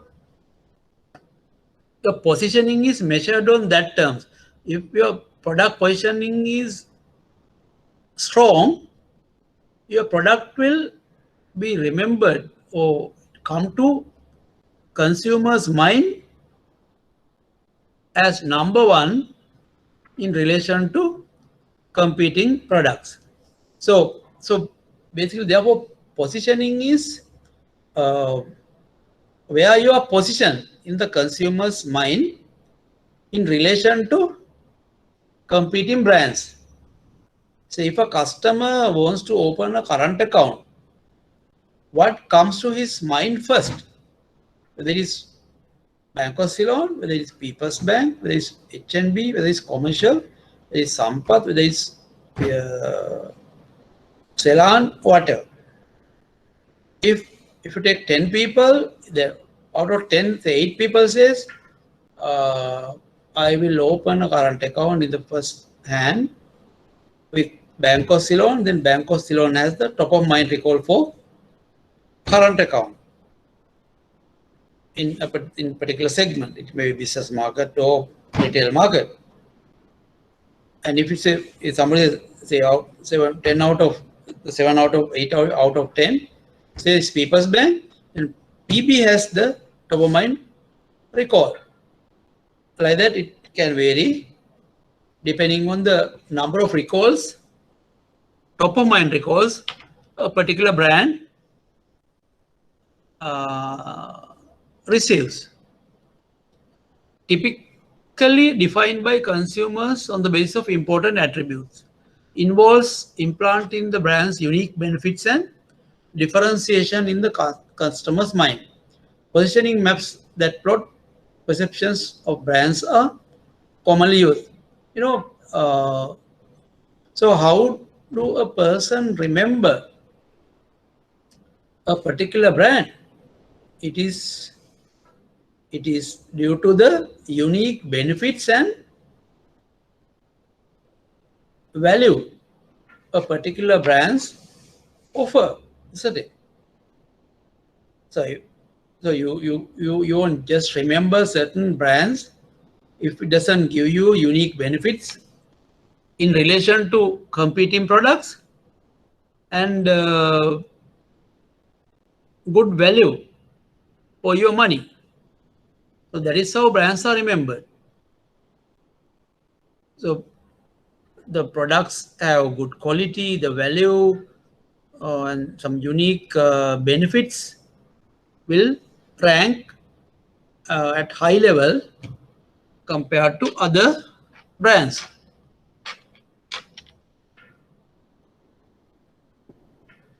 So how do you choose a positioning strategy? So firstly, in order to position your product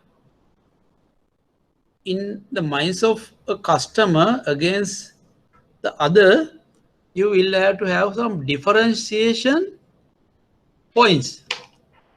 How do you differentiate you from the rest of the other brands? It's a critical thing to identify. So identifying possible competitive advantages. So those are the differentiation variables that you can use against other products, against other brands. So how do you differentiate you from the rest of the others?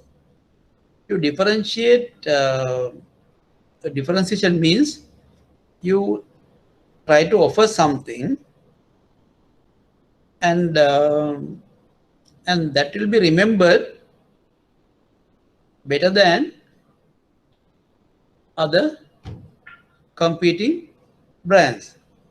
So differentiation can be based on certain things like a product. Now, as a product,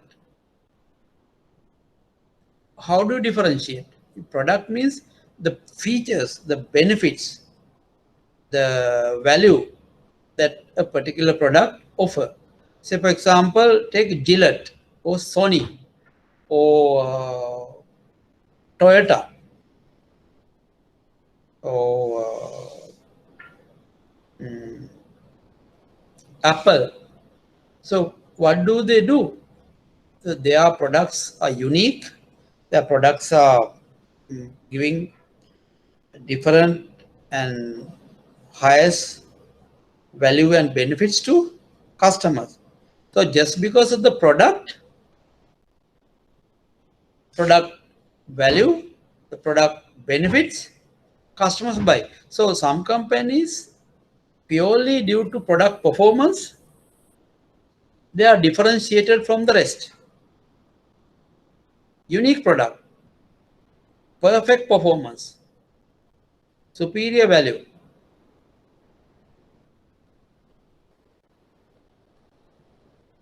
Which will bring a lot of customer attraction and customer loyalty and so on. Don't you think so? So differentiation can be based on product offering or product benefits. And also some companies can use services like maybe after sales service or customer service, customer care, maybe other processes, maybe customer convenience.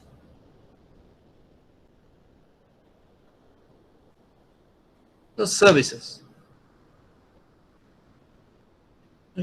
Say a particular bank is very famous for customer service.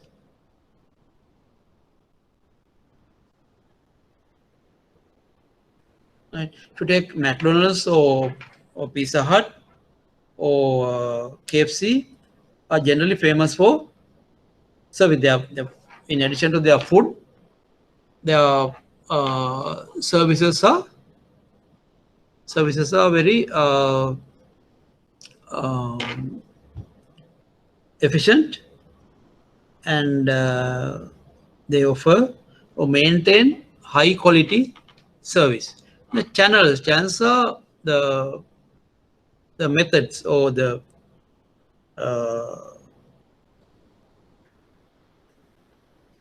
how do you make the product or service available to the customers. They take Coca-Cola. The Coca-Cola's main competitive advantage is the channel, the distribution line.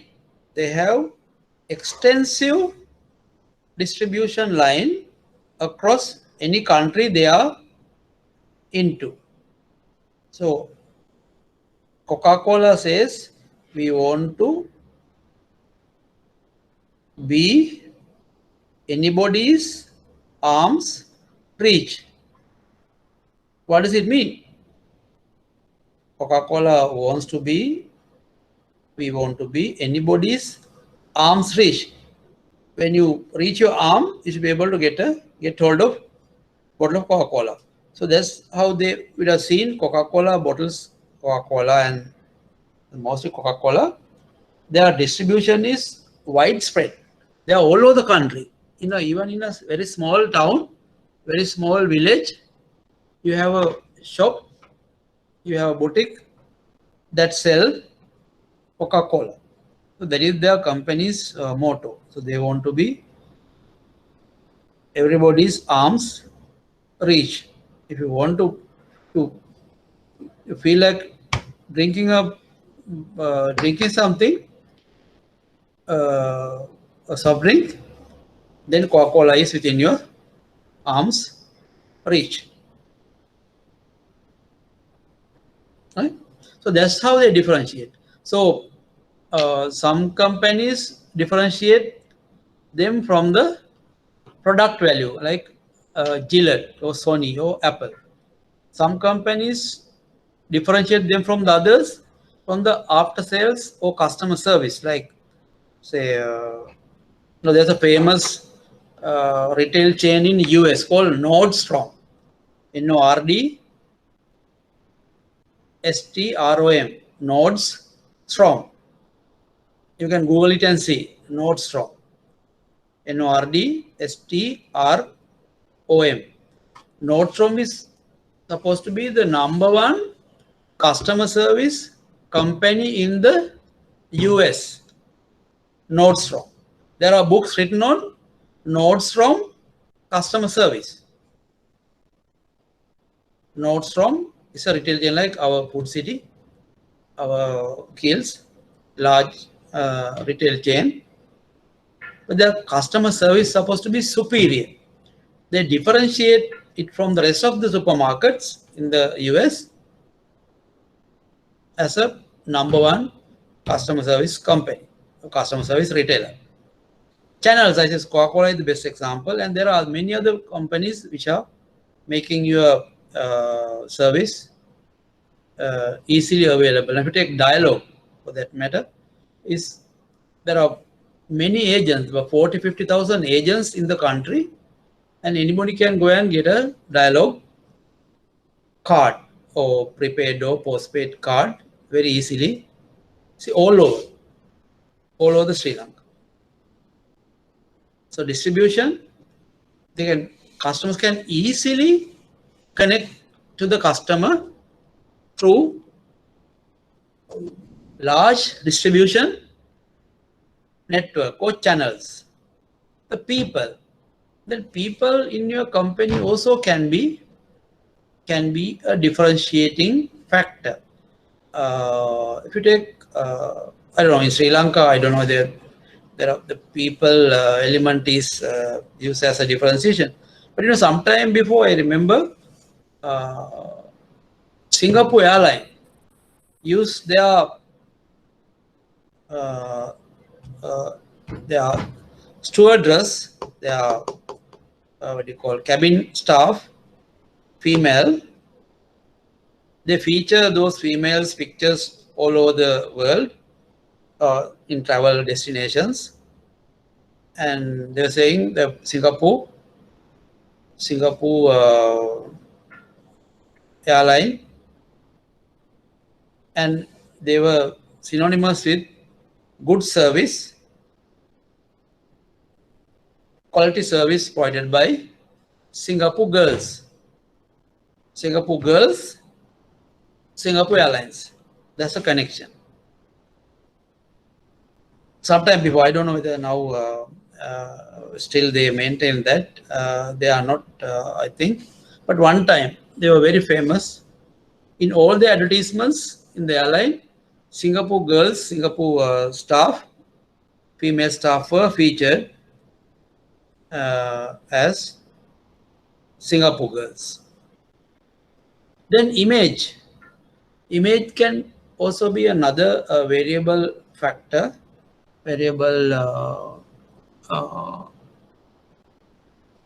factor or differentiating factor to position yourself against the competition. What is that? The image. Image is your brand image. Maybe your historical existence. Now, sometimes you have seen some companies saying we are 100 years company. We are in Sri Lanka for over 100 years. We have been serving you for last over 100 years.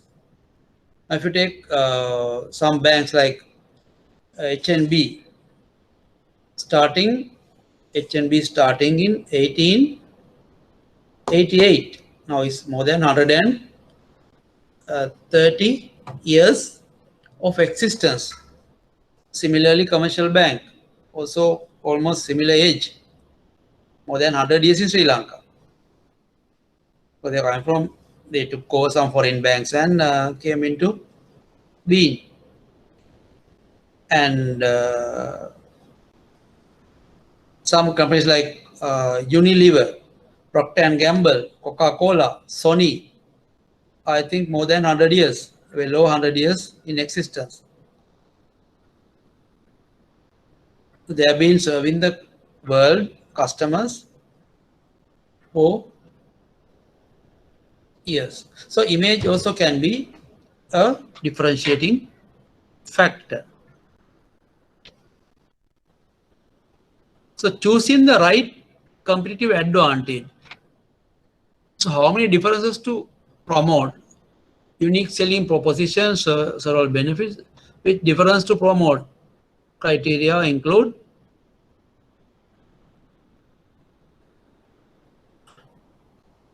so so therefore you will have to identify whether you are what differences to promote.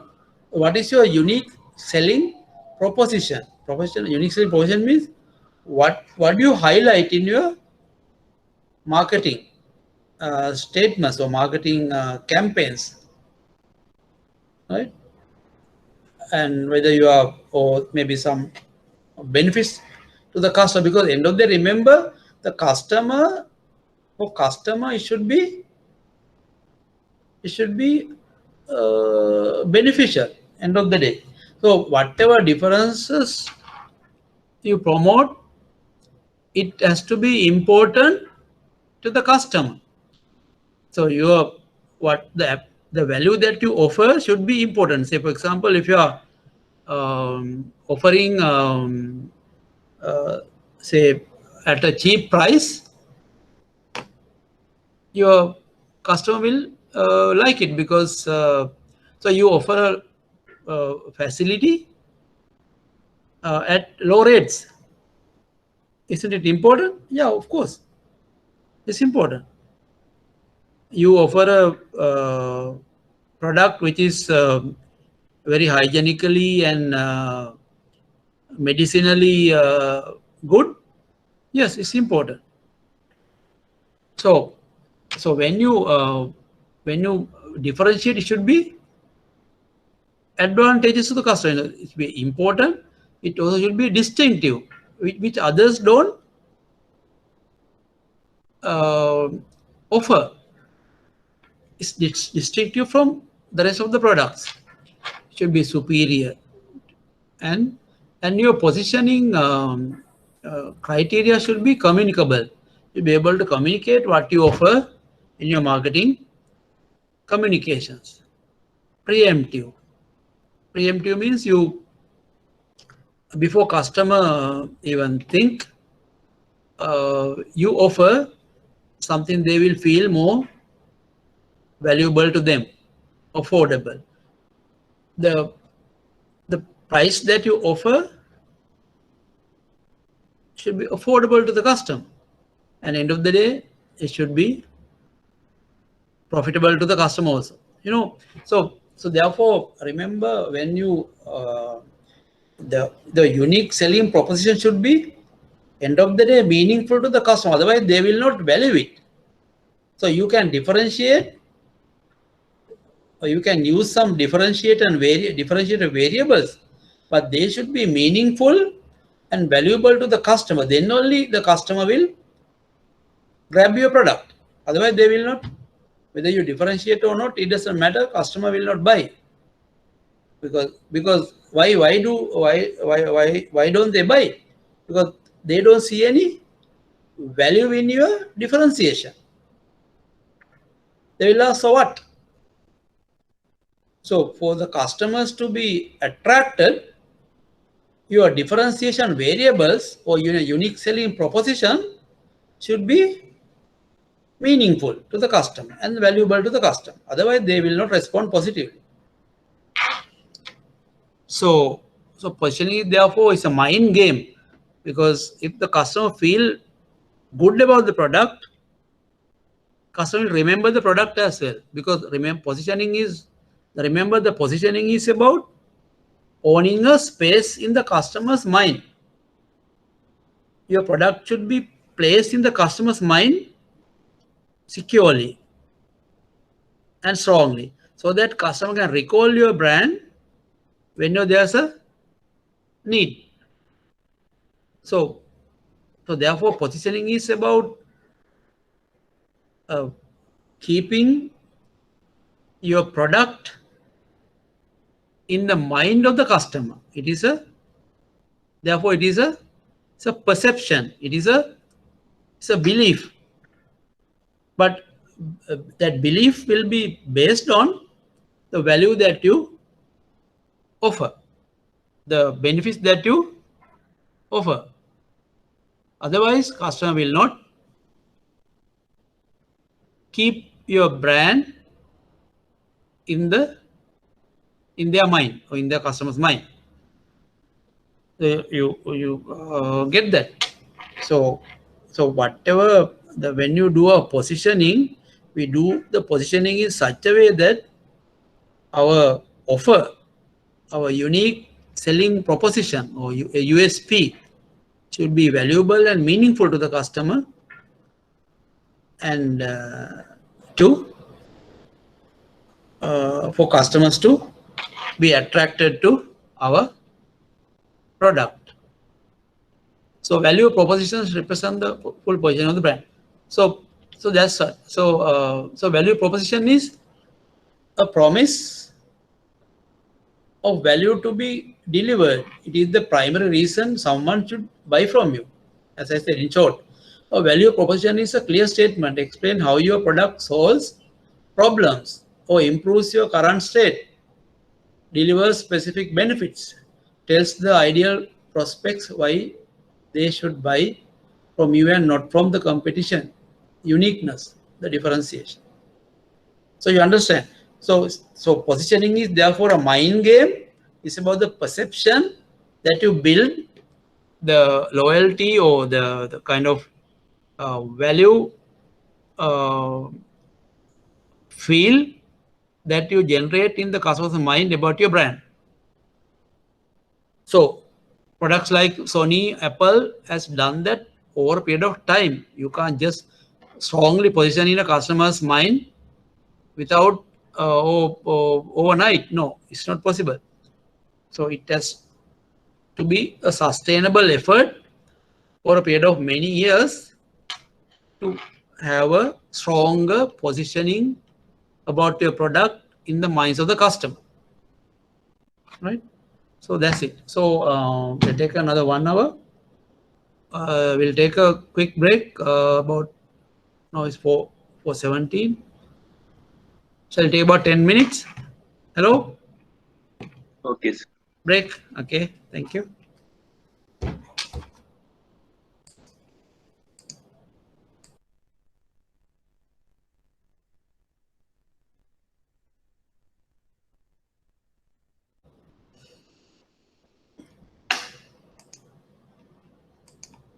Hello, welcome back. Hello, hi. Yes, sir. Right, thank you. Right, so then let's see, continue the positioning, developing a positioning statement. Positioning statements summarize the company or brand positioning. So basically, positioning is, I said, you're being able to own a space in the consumer's mind. Basically, your brand should be able to own a position own a space in the consumer's mind. Stronger your positioning, stronger your brand or brands become. So now we need to deliver our positioning statement. Companies must be certain to deliver their value propositions. Positions must be monitored and adapted to, when you have a positioning statement, you have to deliver to that promise, or deliver that promise. Positioning is basically you are saying that our brand is this, we offer, we deliver these benefits, and you have to deliver. So act of designing the company's offering and image to occupy a distinctive place in the minds of the target market. A good hot pizza delivered to your door within 30 minutes of ordering at a moderate price. So that is the value proposition of pizza. So pizza says lot of benefits, right? A hot pizza delivered to your door within 30 minutes and at a moderate price. So all these are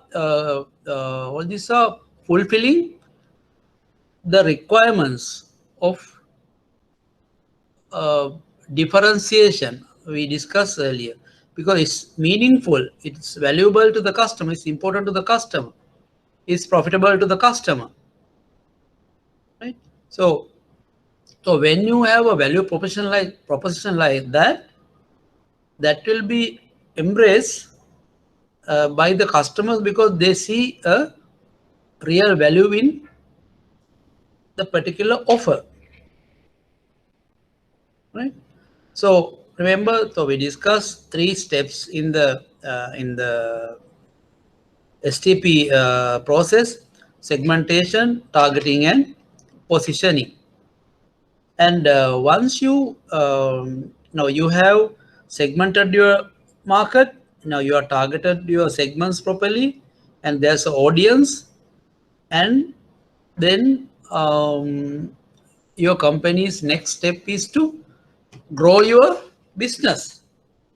So let's see how you grow your, because there's market, there are products that you already have, and we must find ways to grow your market.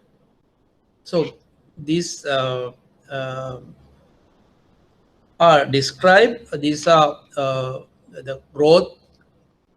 Our growth approaches are described by one of the models, or can be described by one model called Ansoff matrix. You may have heard of this.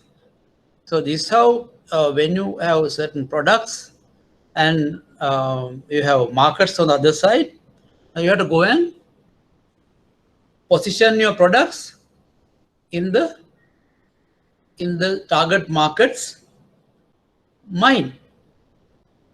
Okay. So this is a model, very useful model that you can use. Say you have products which are designed, which are bringing value, and on the side you have markets. Now Ansoff says he actually divided took two variables into account, your product, and he divided products into existing products or current products to new products, existing or current markets or new markets. So he said, okay. So he said one method he said was to sell existing products in current markets, so existing markets, which he called market penetration strategy. Easiest strategy: existing products in existing markets. The other next option is existing products sold in new markets. You go and develop, go and identify new markets and sell your products there. The second easy option. Then the third option is product development. You develop new products to existing markets, and also the last option is develop new products to new markets, which is called diversification. So according to Ansoff matrix, the easiest option is selling existing products in existing markets, and next selling existing products in new markets, and selling new products in existing markets, and selling new products in new markets. It's called diversification. So market penetration, market development, product development, and diversification are the four ways to sell your products in different markets. So the Ansoff is also known as product market expansion matrix. Selling more of companies' current products to current or new customers, selling new products to current or new customers. That's what I said. So what is market penetration? Making more sales to current customers without changing its products. How? Add new stores in current market areas, improve advertising, prices, service, or store design. So these are some ways to increase market or the market share. Then market development is identify new demographic or geographic locations. Open, say, for a bank, new branches, locally or regionally. Market penetration for a bank maybe cross-selling. You have another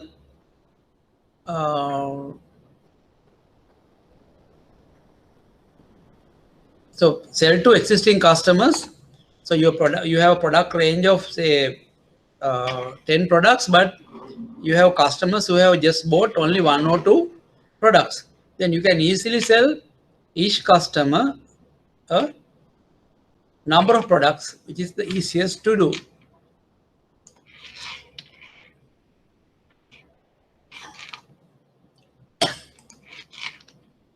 Then product development, offering modified or new products to current markets. New styles, flavors, colors, or modified products. So time to time, banks modify their existing products or even develop new products. You can go through your bank's product range and see there may be products which are recently launched, and there may be some products the company is about to launch. Diversification, new products for new market, startup or buy new business. Some banks diversify into, they go and buy finance companies, buy new business. They can take over some banks. Mergers and acquisitions are examples for diversification.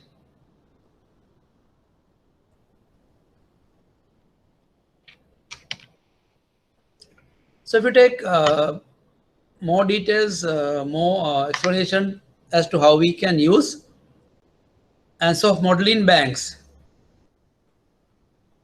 Under market penetration, banks can cross-sell personal loans to current commercial borrowers, say directors or senior officers of the company.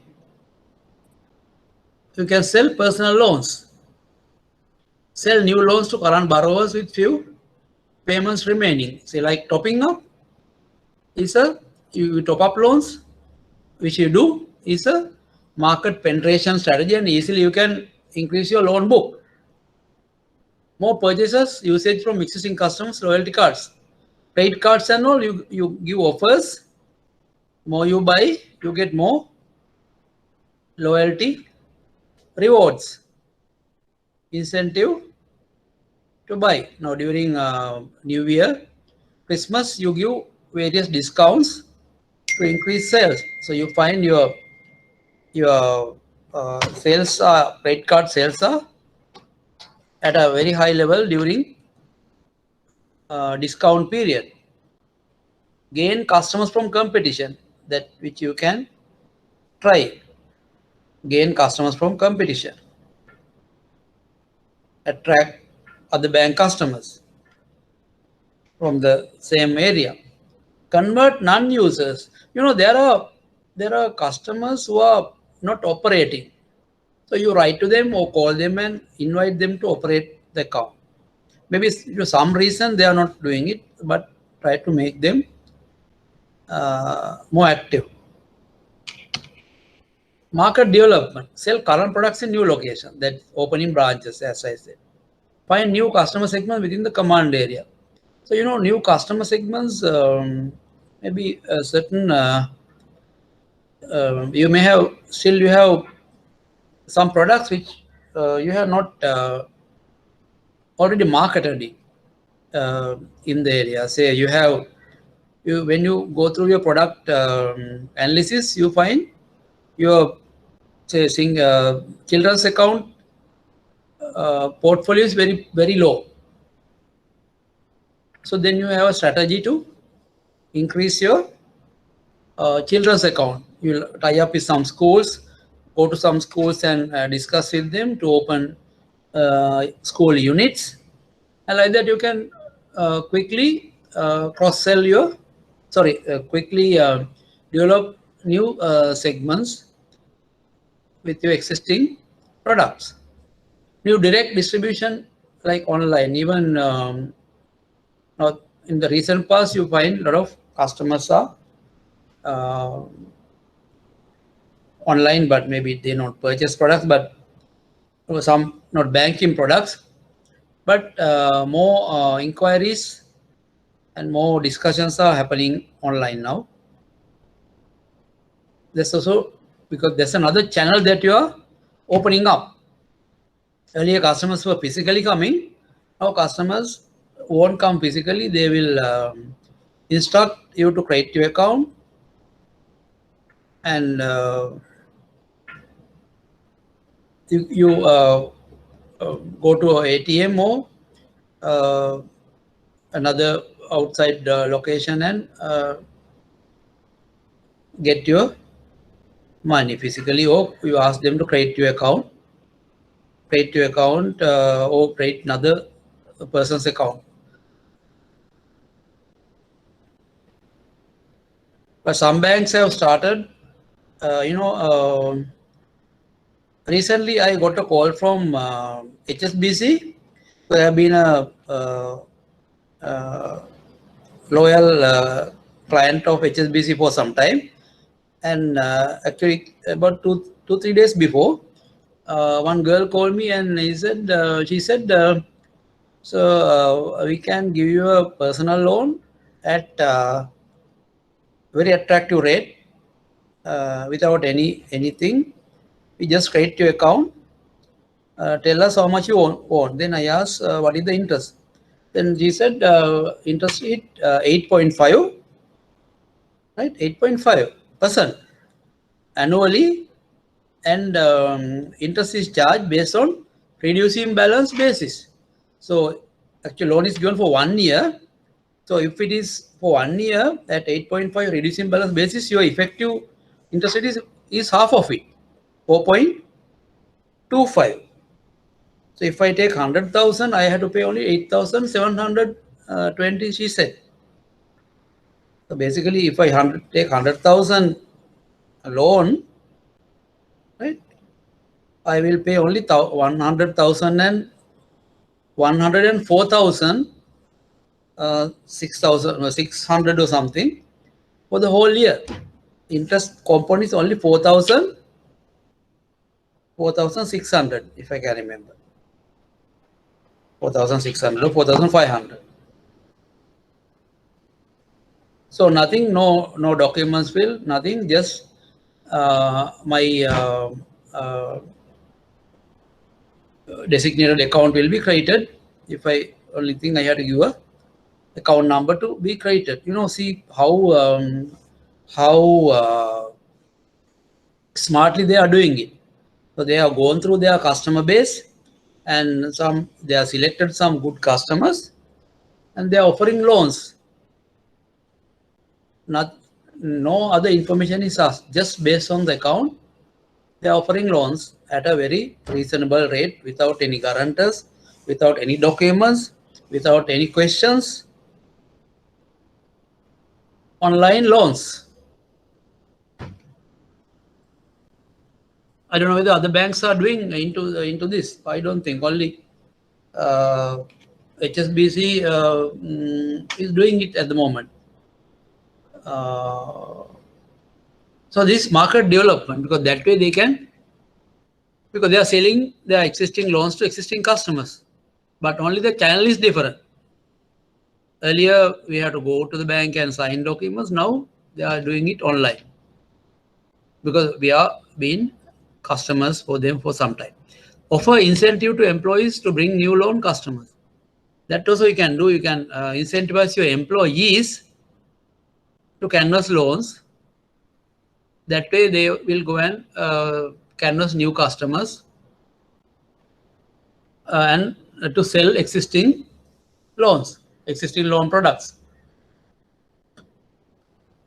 Offer other distribution channels or agents. You can employ another outsource company to market your products, again on commission basis. There are companies now, they do marketing for you and opening branches in international locations. All those are market development. Then product development. Design new installment loan products such as floating rate options. I think you already have that. New installment products such as floating rate options. And also in today's context, you can give customers new structured repayment programs for loans, but you can give step up repayments. Step up means first year you pay a lesser installment. It will improve as you go on. Maybe second year a little higher. To this ideally for this type of environment, the customer's income is affected due to various reasons. Then if you can give a structured loans, first year low rental, second year little higher, third year little higher, like that, you can step it up. Ideal. So it can be a new idea to push your loans and get some more customers. Develop totally new products with more value-added benefits. You can offer some incentives as value additions and attract customers. You don't have to do new products, but maybe you can modify with some, say you can attach some insurance benefit or some other discount, maybe offer credit card free, or various things. Now these days a lot of banks are offering free credit card when a facility is when a loan is given. First year joining fee and the annual fee all free. Customer is just given a card limit depending on the customer's capacity, and it's a value-added feature. And you can modify your product when possible, and quality improvements under product development and diversification. Design new loan products for high net worth individuals. If you don't have here, you are looking at already. If you don't have a high net worth customer base, and I don't know whether People's Bank have a high net worth customer base, like VIP customers. Do you all have anyone from People's Bank? Do you have a VIP account like Bankers Ceylon? I think Infinity you have. So maybe new loan product for high net worth, maybe not account, maybe new loan product linked to your VIP account as maybe personal loan or something. So, you know, with this pandemic situation, there are a lot of new opportunities have come in, a lot of online based products. And if you really think differently, there are many opportunities for bankers to grow their loan book. And another strategy that we already discussed about basic competitive approaches, competitive strategies of Porter. The companies, since we are talking about strategies at this level, cost leader approach, you already know, differentiation and focus. And this also we discussed under different different lesson. Value disciplines. Companies can be operationally excellent and customer intimate and become product leaders. Okay, so that's it with regard to strategy. So 3 steps now we have done in the marketing management process, starting from where are we now, where do you want to be, and which way is best. So we have spoken about the analysis, we have spoken about the objective setting, we have discussed about the strategies. Main strategy that we discuss is ANSOF and other strategies like basic competitive strategies and of Porter and value disciplines. And remember the STP. In the marketing strategy, the key step is STP, because if you don't segment your products, if you don't segment your markets and trying to reach everyone and satisfy everybody all the time, it won't be able to do. You won't be able to succeed. So you have to, because there are resource limitations, skill limitations, and as such, you need to identify certain segments that you can really do well, and then position your products effectively in the target markets, in the minds of the target market. That's what we were discussing. So in your strategy level, stage, the key is segment the market, identify the right segments, and target them and position and drive your marketing campaigns, marketing actions in that targeted markets, and thereby you be able to build your brands, your products strongly in the minds of the customers. And we will discuss how do we do it. But now, up to now, we are clear about our target markets, and we know who our target market is. We know their profiles, we know their likes and dislikes, we know their needs, and now it's a matter of implementing what we have learned. So how do we implement the strategies that we have now formulated? So implementation is done through, remember, the marketing mix tools. What are the marketing mix tools? Product, price, place, promotion, people, processes, and physical evidence. So these are the 7 tools we use in service marketing or in banking, like banking, in order to implement our marketing strategies. The marketing tools, 7 marketing tools, or 7 marketing mix tools rather, they are called marketing mix tools, or 7 P's, to execute our strategies in the marketplace with our customers. So that is where we connect our customers. Now, up to now, we have not connected. We have not got connected to the customer. We have planned everything.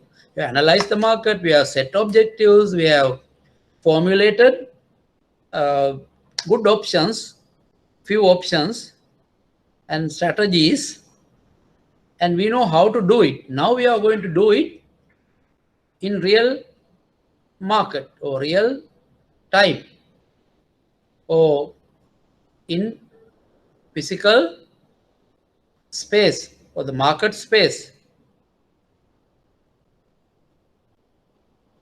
So this is a serious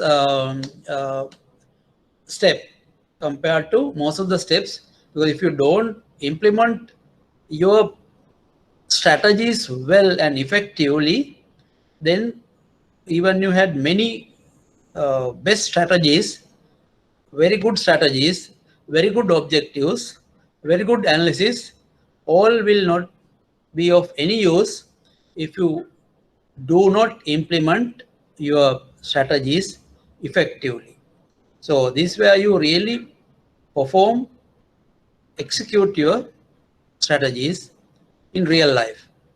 So for that, you require marketing mix tools. So you need best products, you need very competitive pricing, you need very effective promotions, you need very good distribution channels, you need very good people to do it, you need very good processes, systems, procedures to deliver a service, and you need very good physical evidence, the environment for customers to the customers to come and feel good. You understand? So that's what we should do. So in the marketing mix,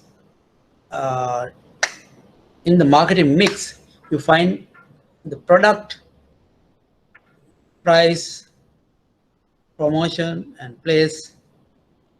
And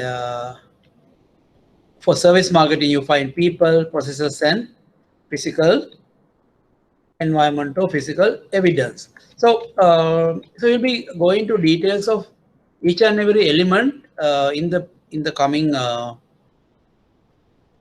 sessions, starting from today.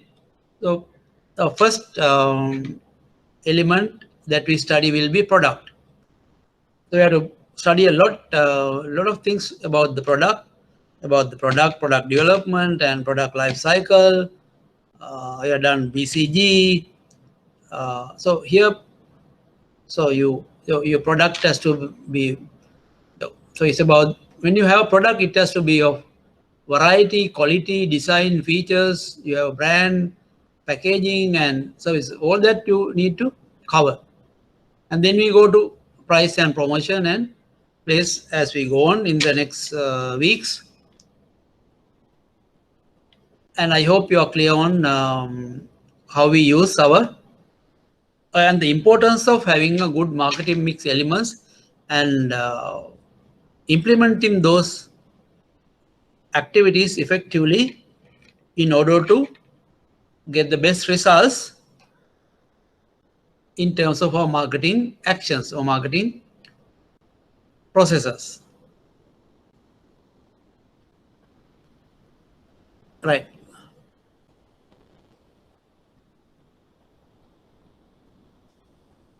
So as I said, before I get to the product in detail, three elements I want to just brief to you. The people element. People element, if you have had a poor service in a shop, you may not be willing to go there again. That's true, no? If you have had a poor service in a bank, you may not be willing to go there again. That's for sure. So what is important? Our customer.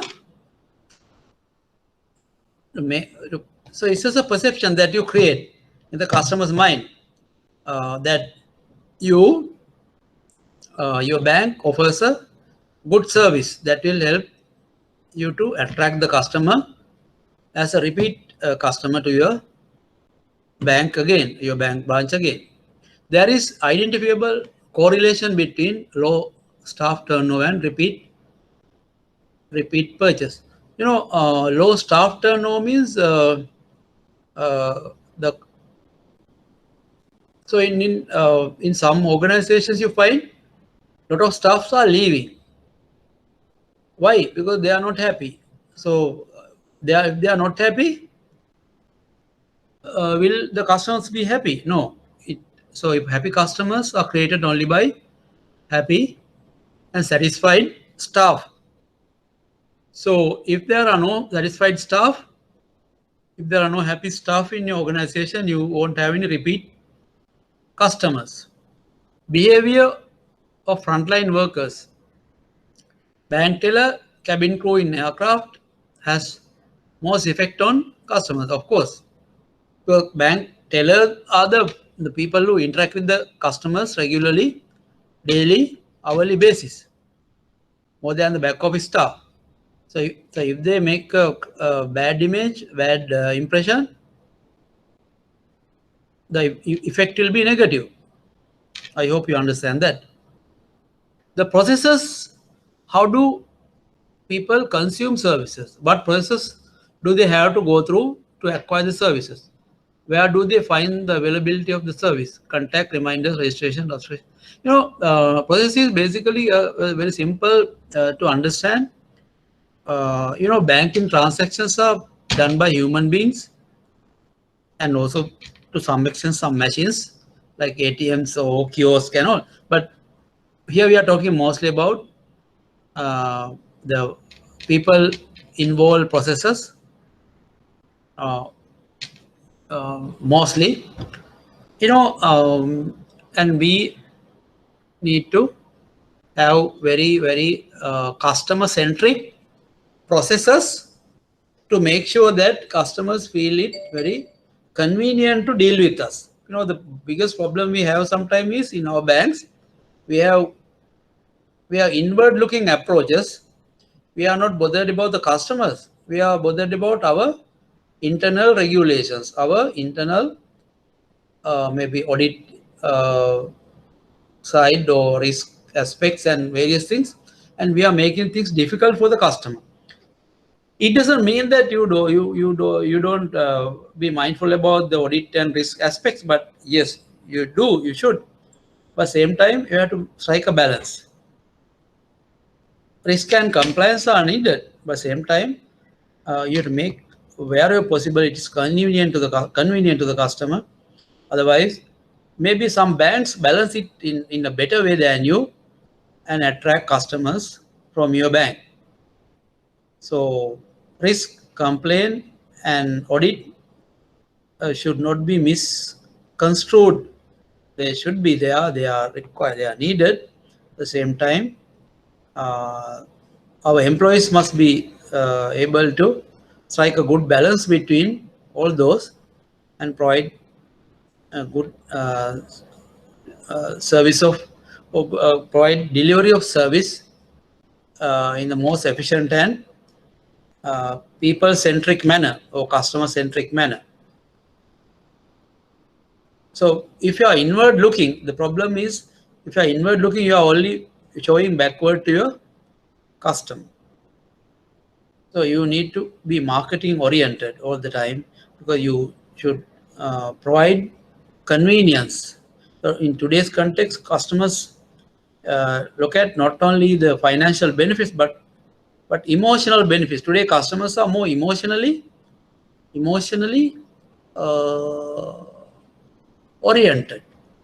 Because customers are not only today, even in the past, most of our customers are have complained because of they are emotionally hurt, emotionally they are disappointed, they are dissatisfied. Not purely on the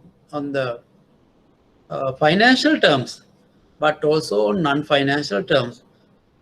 How have our staff spoken to them? How have our staff advised them on certain things? How have our staff have instructed, guided them, or responded them. These have created a lot of unpleasantness in the minds of the customers, and that has impacted the customer service, and ultimately customers are dissatisfied and they will not be happy to work with us again. So repeat customers will be minimized. So processes should be, remember, convenient, easy, and customer centric, and we have to put ourselves in the customer's point of view and design our procedures, our systems, so that it will really benefit customers to enjoy our service and be satisfied and happy. Physical environment is the ambience, mood, or physical presentation of the environment. Whether we have a smart lobby or shabby lobby. So today banks have very smart customer, very good buildings, nice buildings, and so you have to make your ambience very well. Ambience means the surrounding. It should be trendy, modern, and the lighting also will matter, even physical evidence. The romantic, chic, loud, clean, or dirty. Whether you have music in your customer lobby, there are good smells. Remember, the physical environment is not only the buildings, not only the car park, not only the furniture, not only the equipments, but also remember, physical environment is inclusive of employees as well. If the employees are not properly dressed, professionally behaving in the banking area, the back office area, or the front office area, that also impact your physical evidence. So remember, physical evidence is what they see when they come to the bank, starting from the car park to the customer lobby to back office, front office, everything. And the employees, that's why employees are given asked to do neatly dressed. Uniforms are given to some employees in some banks to make the customer feel some uniformity. This is important. Then when customers see uniform staff, properly well-dressed staff, they feel good, and in the eyes of them, we look more professional. So remember, when customers come to a bank, they say we are like actors with the audience. The customer is the audience. We are actors, they are audience. They are looking at us all the time. So we as actors should be looking professional, looking smart, looking friendly, looking bright, looking supportive. So then only they will have a good impression about our physical evidence. Before even customer get some services, the first impression will be very conducive or cordial, and customer will be more comfortable to deal with us. And vice versa. If our physical environment is very bad, very shabby, very old-fashioned and very dark, subdued and not romantic, dirty, and all that will make a very negative impression about our organization, our branch, and our results and the outcomes will be also very negative. So therefore, remember, the physical environment is something that we need to